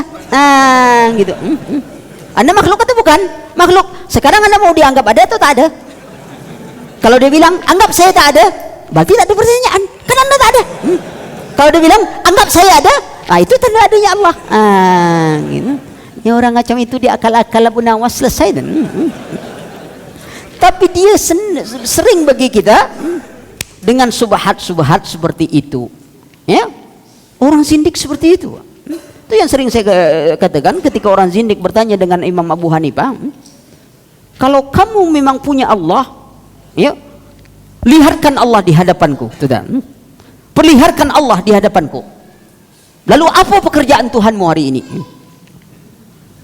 Antum kalau ditanya gitu, macam apa menjawab? Tapi ulama kita tenang aja, dia ambil pasir, dilempar muka orang tua, melapor ke khalifah, sidang. Kenapa engkau lempar dia mukanya? Dia kan bertanya tentang Allah, dia minta hadirkan Allah di hadapannya. Lalu kenapa engkau jujur? Itu jawabannya, kata dia. Tapi kata orang tuh, saya kan menderita kesakitan. Kalau engkau sakit, tolong nampakkan sakitmu di hadapanku. Mana bisa, kata orangku, sakit yang kau rasakan tak bisa kau wujudkan di dalam hadapanku. Lalu bagaimana engkau minta aku menghadapkan Allah di hadapanmu? Allah jawaban. Lalu yang satu, lalu bagaimana, apa tugas Tuhanmu hari ini? Apa kerjanya? Kamu tidak punya adab. Seharusnya yang bertanya itu di bawah, yang menjawab di atas. Boleh turun orang itu ke bawah. Imam Abu Hanifah naik ke atas. Lalu dia bertanya, apa pekerjaan Rabbmu? Menurunkan kau dari atas, aku naikkan. Logika ulama kita itu bukan logika filsafat, ikhwan. Logika yang kuat, berdasarkan pada nas. Maka itu ulama kita itu tidak mendahulukan akalnya. Bukan dia tidak punya, logikanya sangat tajam, tapi dia selalu mendahulukan syariat. Tapi ketika dituntut logika, maka logika mereka lebih tajam. Kenapa? Logika dia tidak dilandasi oleh keraguan. Masa keraguan bisa dapat kepastian? Itu ilmu filsafat sama sekali tak bisa dimanfaatkan dalam hidup. Asli, antum belajar filsafat, profesor pun sekalian, ilmu kalian tak bisa diamalkan. Apa karya Aristoteles? Kalau ingin dapat kebenaran yang paling benar, apa kata dia? Buang kebenaran yang ada, masukkan keraguan, mulai mencari. Ini kalau sempat diamalkan kepada bapak kita dulu, langsung kena tampar. Yakinlah, Pak, saya semenjak kuliah filsafat ini, kata Aristoteles, buang keyakinan yang ada, masukkan keraguan, lalu mulai mencari supaya yakin, lebih yakin. Saya jadi ragu bapak-bapak saya atau bukan? Coba. Coba kalau bisa praktekkan. Kalau tak kena tampar, bapak kita pun bilang, iya juga, kata dia, ya. Sebelum kau kuliah filsafat, aku yakin kau anak aku, kata dia. Cuman setelah kuliah filsafat, kau anak siapa? Kata dia. Isa. Itu dah. Oh, syaitan tu banyak. Nanti kalau kita bicara tentang kaji-kaji filsafat itu susah.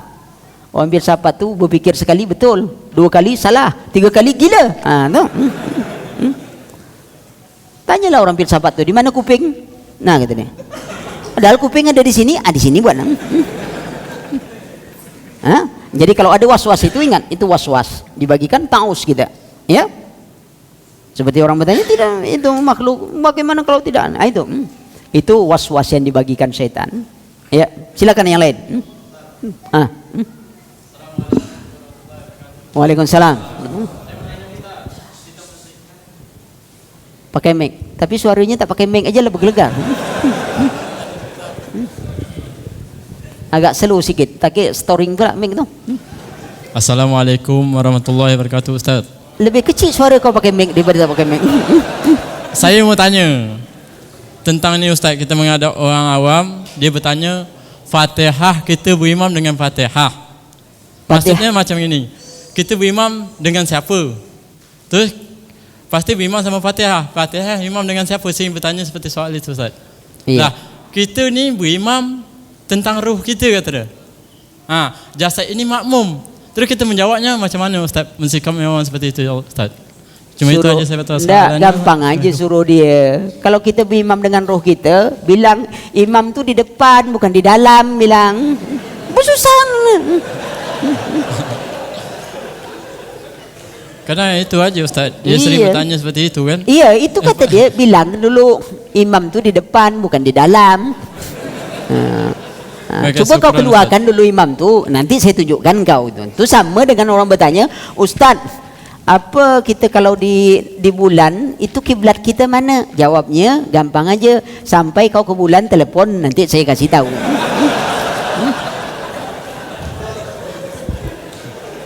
Syukran, Ustaz.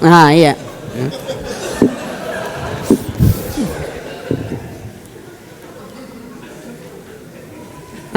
Ada yang lain? Itu memang biasa pertanyaan macam itu. Dia tanya aneh. Al-Fatihah berimam dengan siapa? Al-Fatihah tetangga saya dulu tadi ikut Imam Zanu bilang. Yang idak-idak aja ditanya di situ. Maka jawab kita pun yang idak-idak juga gitu caranya. Tak guna diladen ni orang bertanya Al-Fatihah imamnya siapa? Entahlah.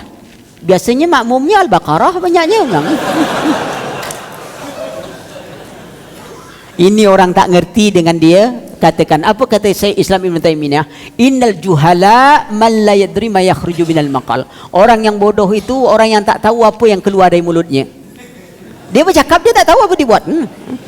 Apa awak tanya? Imam Al-Fatihah? Ada Al-Fatihah nama Al-Fatih. Kini lah Fatihah lagi bilang. Yang aneh-aneh yang dia tanya. Dia ingin menunjukkan kehebatan dia. Ya, ciri-ciri hebat itu buat orang bingung, dia pun bingung sendiri. Itu lebih hebat ya. Ada yang lain? Langsung aja. Dari tadi tak langsung. Oh, langsung. Silakan. Masalah arloh, Ustaz. Masalah? Arloh. Saya ini pernah mendengar Ustaz yang lain mengatakan bahwa ada kitab arloh. Tapi Iya. saya juga belum pernah melihat. Iya, kitab Ibnu Qayyim Ar-Ruh. Iya, apakah kitab itu layak dibaca atau tidak, Ustaz? Saya belum pernah lihat kitabnya. Iya, kalau tak lihat jangan dibaca. Itu aja. Kalau antum belum pernah lihat itu jangan baca dulu. Kenapa? Itu kan bahasan kilasan-kilasan tentang roh, bahasan lebih tazkiyah, bukan hakikat dan wujud roh itu sendiri yang dibahas. Ya, bukan ulama roh itu kayak gini ini bukan. Ya. Tapi itu kadang-kadang lebih cenderung bukan pembahasan hakikat roh itu sendiri, bukan. Memang ada bukunya Ar-Ruh. Tapi lebih baik kita dalam dulu tentang akidah, tentang ini, tentang itu. Ya. Ya. Yang lain? Ya. Langsung. Satu saat pernah saya baca sebuah hadis, apa sahih atau tidak saya pun belum tahu. Tidak akan masuk surga orang yang ada sombong dalam hati, kesombongan dalam hatinya sebesar biji sawi. Dan tidak akan masuk neraka yang di dalam hatinya ada keimanan sebesar biji sawi. Bagaimana Ustaz ini? Sambungan itu tidak ada, tapi yang ada itu adalah la yadkhulul jannah man kana fi qalbihi misqala dzarratin minal kibir. Sampai di situ. Adapun tentang yang apa? yang punya sebesar zarah itu riwayat yang lain lagi, tapi tidak digabung dalam satu konteks hadis seperti itu. Kenapa? Ya, sebesar zarah daripada kesombongan. Ikhwan ingat, sombong itu memiliki 3 rukun. Yang disombongkan dirinya, sasarannya. Ya, ada dirinya, ada yang disombongkan, ada sasaran. Itu sombong tuh. Tapi ujub tidak sombong. Itu perlu dipahami. Ujub tidak sombong. Ujub 2 rukun. Dirinya dan ada yang dibanggakannya, tapi tidak ada sasarannya. Bisa aja pokoknya ini saya pandangan anda begini, antum terserah. Tapi dia tidak mengkecilkan yang lain, tidak ini, dia bisa jadi ujub. Tapi ingat, ujub tangga menuju kesombongan. Bisa-bisa nanti dia menjatuhkan orang lain. Oh ini anak, oh itu tak paham, itu bodoh tuh. Apalagi kalau kesombongan itu muncul di diri ustadz, itu bahaya tuh. Bagaimana ustadz tuh? Oh itu kecil ustadz tuh, tak apa. Itu tuh bahaya tuh. Akhirnya semua ustadz bodoh saja, cuman dia saja yang lebih bodoh mungkin gitu. Bedanya sedikit. Hati-hati kita. Maka kesombongan, hati-hati kita dengan sombongan. Itu yang dikatakan Allah sebesar zarah daripada kesombongan itu. Kalau sebesar zarah itu, karena sombongan al-kibur ridai, sombong itu pakaian Allah. Tidak boleh orang sombong, ya. Maka itu ada satu paham yang mengatakan berakhlaklah dengan akhlak Allah. Lalu kalau Allah semuanya sifat sombong, apa kita tidak sombong? Ya, berakhlaklah dengan sifat Allah. Allah punya sifat sombong. Apa kita harus sombong? Neraka ancaman oleh Allah Subhanahu wa taala. Maka itu harus. Nah, untuk benteng sombong adalah tawadhu.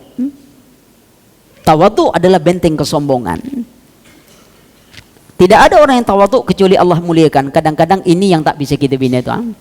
Di antara sifat tawadhu menerima kebenaran, sudah tu tidak merasa diri lebih pandai, lebih mulia dari orang lain. Ketika jumpa orang tua dia katakan, "Pak, bapak lebih baik dari saya." Kenapa? Karena bapak lebih dulu Islam. Ketika dia jumpa anak muda, dia katakan, "Engkau lebih baik dari saya." Kenapa? Belum banyak yang kau lihat. Kan betul aja lurus tu. Belum banyak yang kau lihat, saya lah banyak berjalan, banyak dilihat. Jadi sehingga dia tidak merasa dirinya serba kekurangan. Lihatlah para ulama kita, dengan tawaduknya mereka ditinggikan Allah Subhanahu wa taala. Ya. Maka itu jangan heran ya, dimanapun antum majelis ini Imam Haramain, imam besar. Begitu dia mengetahui ada orang yang ahli nahu datang, Imam Haramain menjemput orang itu untuk ngajar dia. Belum tentu orang itu lebih ahli daripada dia. Bayangkan antum, mereka tawaduk. Kita saja kadang-kadang itu tawaduk itu kurang. Itu tadi. Apalagi kita merasa sudah punya ustaz lebih hebat, lebih ini, lebih itu, orator, bercakapnya mantap, ininya mantap, itu mantap. Ada ustaz lain tak pandai bercakap. Sebenarnya soal pandai bercakap, penjual obat lebih pandai bercakap lagi. Coba antum tengok tukang jual obat tu. Kita nak nunggu tali jadi ular tu, lah habis obatnya belum jadi ular juga tali tu. Awalnya tegak-tegak juga lah, ngeluar juga duit beli ini. Bila pula tali tu jadi ular? Alah tu kisah. Sambung minggu depan kata dia, masih tali itu juga. Allah, itu dia. Makanya tetap kita sombong. Masih ada? Ini banyak angkat tangan nih. Iya. Itu di belakang ada 2. Tuan. Ya. Assalamualaikum Ustaz. Saya ingin bertanya sedikit tentang fikih Ustaz agar hati saya lebih mantap. Sahihkah hadis tentang Rasul menggerak-gerakkan jari dalam sholat Ustaz? Syukran. Rasul menggerak-gerakkan jari dalam sholat. Melekatkan jari dalam solat. Ada beberapa pandangan para ulama. Jika antum ambil pandangan Syekh Utsaimin tidak menggerakkan jari. Juga Syekh Muqbil. Tapi Syekh Albani itu wajib menggerakkan jari. Masalah itu antum silahkan pilih. Karena masing-masing ulama tidak ada menyalahkan yang lainnya. Cuman ketika Syekh Utsaimin mengatakan, tapi Syekh Albani mengatakan sahih dan wajib ini, kata Syekh Utsaimin, insya-Allah saya lebih dekat pada benar. Begitulah sikap para ulama. Yang masalah sekarang ulama tak bertengkar, kita bertengkar. Masalah telunjuk, tinju yang naik. Aneh tak? Bertengkar masalah telunjuk sampai keluar masalah tinju yang kedua. Ngapa tak telunjuk aja macam itu kan? Itu aneh kadang. Yang penting ada dalil gitu. Ini ada lulusan. Biasa aja, mungkin antum dengar di hang ketika datang ustaz ini, kita kan tidak sahih. Datang ustaz ini, itu kedewasaan. Kedewasaan kita paham sampai kita bisa mengerti ini perbedaan para ulama biasa. Syekh Albani membid'ahkan Syekh bin Baz tentang sedekap. Syekh bin Baz setelah ruku sedekap. Kalau ditanya masing-masing saling memuji satu sama lain. Yang kita berkelahi sama-sama kita gara-gara itu. Lihat, ambil keluar dari khilaf para ulama apa dia ini. Jadi antum silakan, antum bisa pilih. Yang penting dua-dua punya dalil yang sahih masing-masingnya, kuatnya. Tinggal antum lihat pendapat mana yang antum ingin pilih. Kadang-kadang kita taklid tak dilarang. Kita taklid dan dengan Imam Bukhari. Pernah tak kita neliti hadis Imam Bukhari sahih atau tidak? Tidak, berarti kita taklid. Kita boleh taklid kepada orang sesuai dengan keilmuan yang kita taklid. Karena batasan kita cuma ikut seperti itu. Pada mereka para ulama, iya. Jadi perselisihan masalah itu biasa, ya. Jadi kalau Syekh Utsaimin antum baca bukunya tidak begitu juga, katanya Syekh Mukbil juga tidak menggerakkan. Allahu alam. Ya, silakan yang lain. Yang tadi. Assalamualaikum Ustaz. Saya mau bertanya tentang sifat tinggi. Al-ulu. Al-ulu bagi Allah. Saya pernah membaca buku yang dikarang oleh orang-orang Asy'ariyah. Pada intinya buku itu adalah menjelek-jelekkan manhaj kita. Yeah. Mereka beranggapan bahwa Allah itu ada tanpa arah. Allah tidak mungkin ada di atas langit. Dan mereka beranggapan bahwa Allah ada di mana-mana tempat. Alasannya apa Ustadz? Mereka dalil akal mereka bahwa menganggap bahwa kalau seandainya Allah itu ada di atas kita, maka pada hakikatnya adalah Allah juga berada di bawah kita. Maksudnya apa? Bahwa bumi ini bulat. Jadi kalau bumi ini bulat, kita berada di atas satu sisi bumi, maka pada hakikatnya di bawah telapak kaki kita ada makhluk juga, ada manusia juga. Dan atasnya kita adalah bawahnya penduduk yang ada di bawah apa yang kita pijak itu, Ustaz. Iya. Nah, karena itu Allah tidak mungkin ada di atas kita gitu. Iya. Nah, bagaimana bantahan terhadap pendapat itu, Ustaz? Assalamualaikum warahmatullahi wabarakatuh. Tanya pada dia, bumi berputar atau bukan? Kalau bumi bulat dan bumi tidak bergerak, tak bergerak dia, tetap gini, maka kepala orang mesti ke bawah. Mesti ke bawah kepala itu kan. Maka mungkin dia buat logika seperti itu bisa. Sebab bumi tak bergerak. Kalau ini di atas, berarti ini ada di bawah. Sekarang kita tanya, apa yang dinamakan langit? Sesuatu yang ada di atas kita. Ke bumi manapun antum datang bilang, pergilah antum ke bumi manapun, dapat tak antum mengatakan bahawa dia ada yang namanya di bawah kepala? Orang selalu mengatakan di atas kepala, itulah langit. Allah di atas. Kemanapun antum pergi, kepala antum mesti ke atas. Bilang itu, kepala antum mesti ke atas. Tak ada, oh antum merasa itu kan dugaan antum. Ya, oh ini taruhlah ini Indonesia, ini kutub utara, ini kutub selatan. Antum pergilah ke kutub selatan itu, mesti kepala antum ke atas juga. Maka Allah itu ada di atas dimanapun. Kalau bumi tak bergerak, gini aja bumi, tentu ada yang miring begini berjalan. Maka itu katakan, ungkapan itu pertama dengan pengetahuan pun salah. Karena pergerakan bumi sehingga kita tidak bisa mengetahui, sehingga kita selalu berada di atas. Oh, kita tak terasa bumi berputar, bersyukurlah gempa bumi aja terasa sedikit. Ini Allah tak rasakan gempa, antum mau rasakan berputarnya antum? Itu kita katakan, oh tak terasa bumi itu berputar. Bersyukur Allah tak rasakan bumi berputar. Jangankan bumi berputar ini untung, perut kita aja ngancur makanan tak terasa kita tuh. Kalau sempat Allah berikan rasa macam apa ngancurkan makanan, pening kepala antum. Sebentar, ngapa pula sebelah sini nih? Syukuri keadaan itu pertama tuh. Ya, dalil mereka tidak kuat, mereka dalil logika. Kemudian itu perbuatan Allah. Allah di atas. Kalau Allah ada di mana-mana, kita tanya, ketika orang berzina apakah Allah ada di situ? Ketika orang diskotik apakah Allah ada di situ? Tidak ada. Allah Maha maha suci. Tapi Allah mengetahui dimanapun kalian berada. Itu dia. Dimanapun kalian berada itu Allah ada. Yang ada di mana-mana satu atau banyak? Ustadz Ali ada di mana-mana. Antum perlu cari mana yang Ali asli itu. Tuh. Jangan-jangan yang lain kan jelmaan dia. Maka itu kita katakan enggak ada. Itu bukan paham baru, itu paham lama, itu paham Jahmiyah. Orang Jahmiyah itu mengatakan bahwa Allah itu tidak di atas, tidak di atas, tidak di bawah, tidak di bawah, tidak di samping, tidak di samping, tidak di kiri, tidak di kiri. Akhirnya Allah tidak ada sama sekali. Itu dia. Itu pahamnya. Ya. Allah duna makan, la yahtaju ilal makan. Itu dalil dan itu dibantah oleh Syekh Imam Ahmad bin Hanbal. Jadi paham mereka itu bukan paham baru, paham Jahmiyah yang muncul. Allah berada di mana-mana, ya, dimanapun. Sampai Tuhan ada di sini di dalam diri ini. Berapa banyak Tuhan? Kalau dalam diri setiap orang ada Tuhan, maka itu kita katakan itu paham yang salah. Rasulullah saja bertanya tentang anak kecil, siapa saya ya Rasul? Di mana Allah? Aina Allah?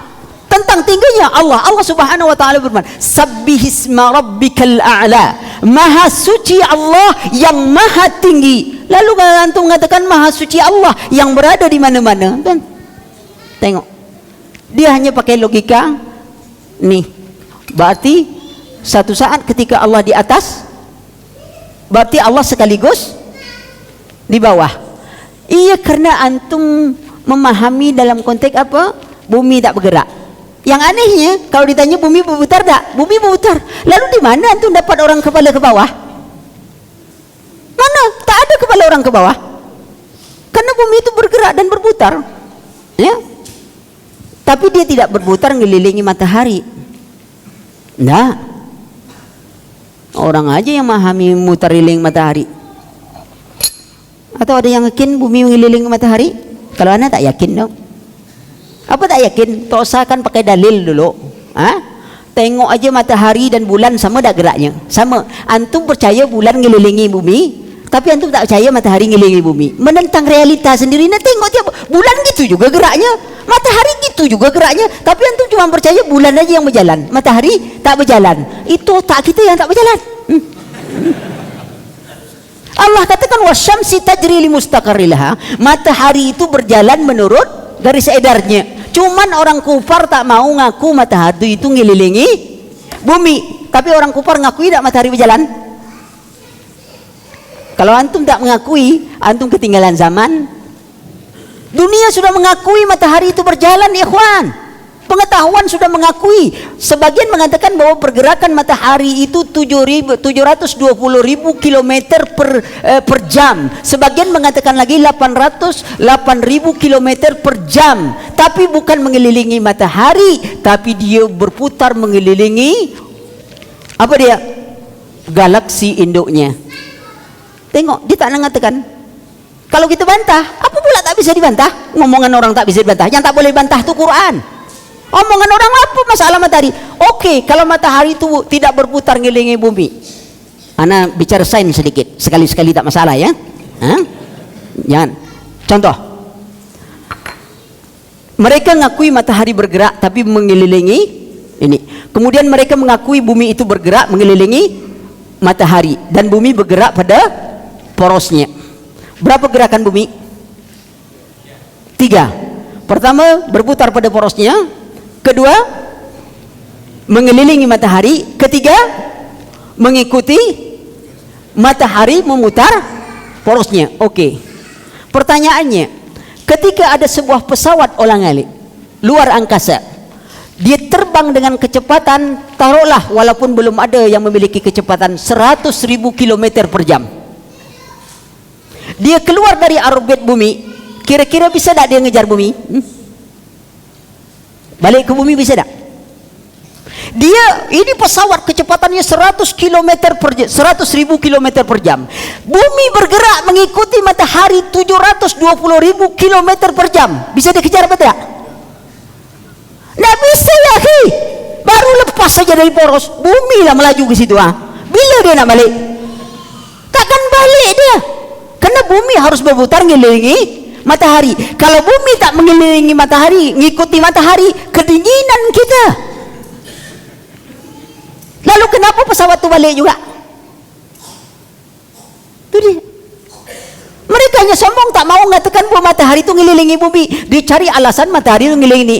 Polemik yang dihadapi apa? Berarti bumi memiliki 3. Lah ini pesawat bila yang keluar antariksa lalu bisa balik lagi ke situ? Kecepatannya bumi aja kecepatannya 720.000 km per jam. Pesawat ini paling-paling 10.000 km per jam. Bila pula dia nak ngejar bumi ini? Sains pun malah. Itu makanya. Maka yang kuat matahari, Allah katakan wasyamsi tajril mustaqarrah. Matahari itu berputar, berjalan, tajri intiqal minal makan ilal makan. Bumi bergerak, bumi tidak bergerak. Ada pula mengatakan bumi tidak bergerak. Ini yang salah. Bumi tetap berputar. Karena itu semua permukaan laut ini, air yang di permukaan bumi ini, dia tidak tertumpah. Coba antum ambil air dalam gelas atau dalam gayung, antum letak tali di sini, antum putar gitu tuh, tak akan tumpah air dalamnya.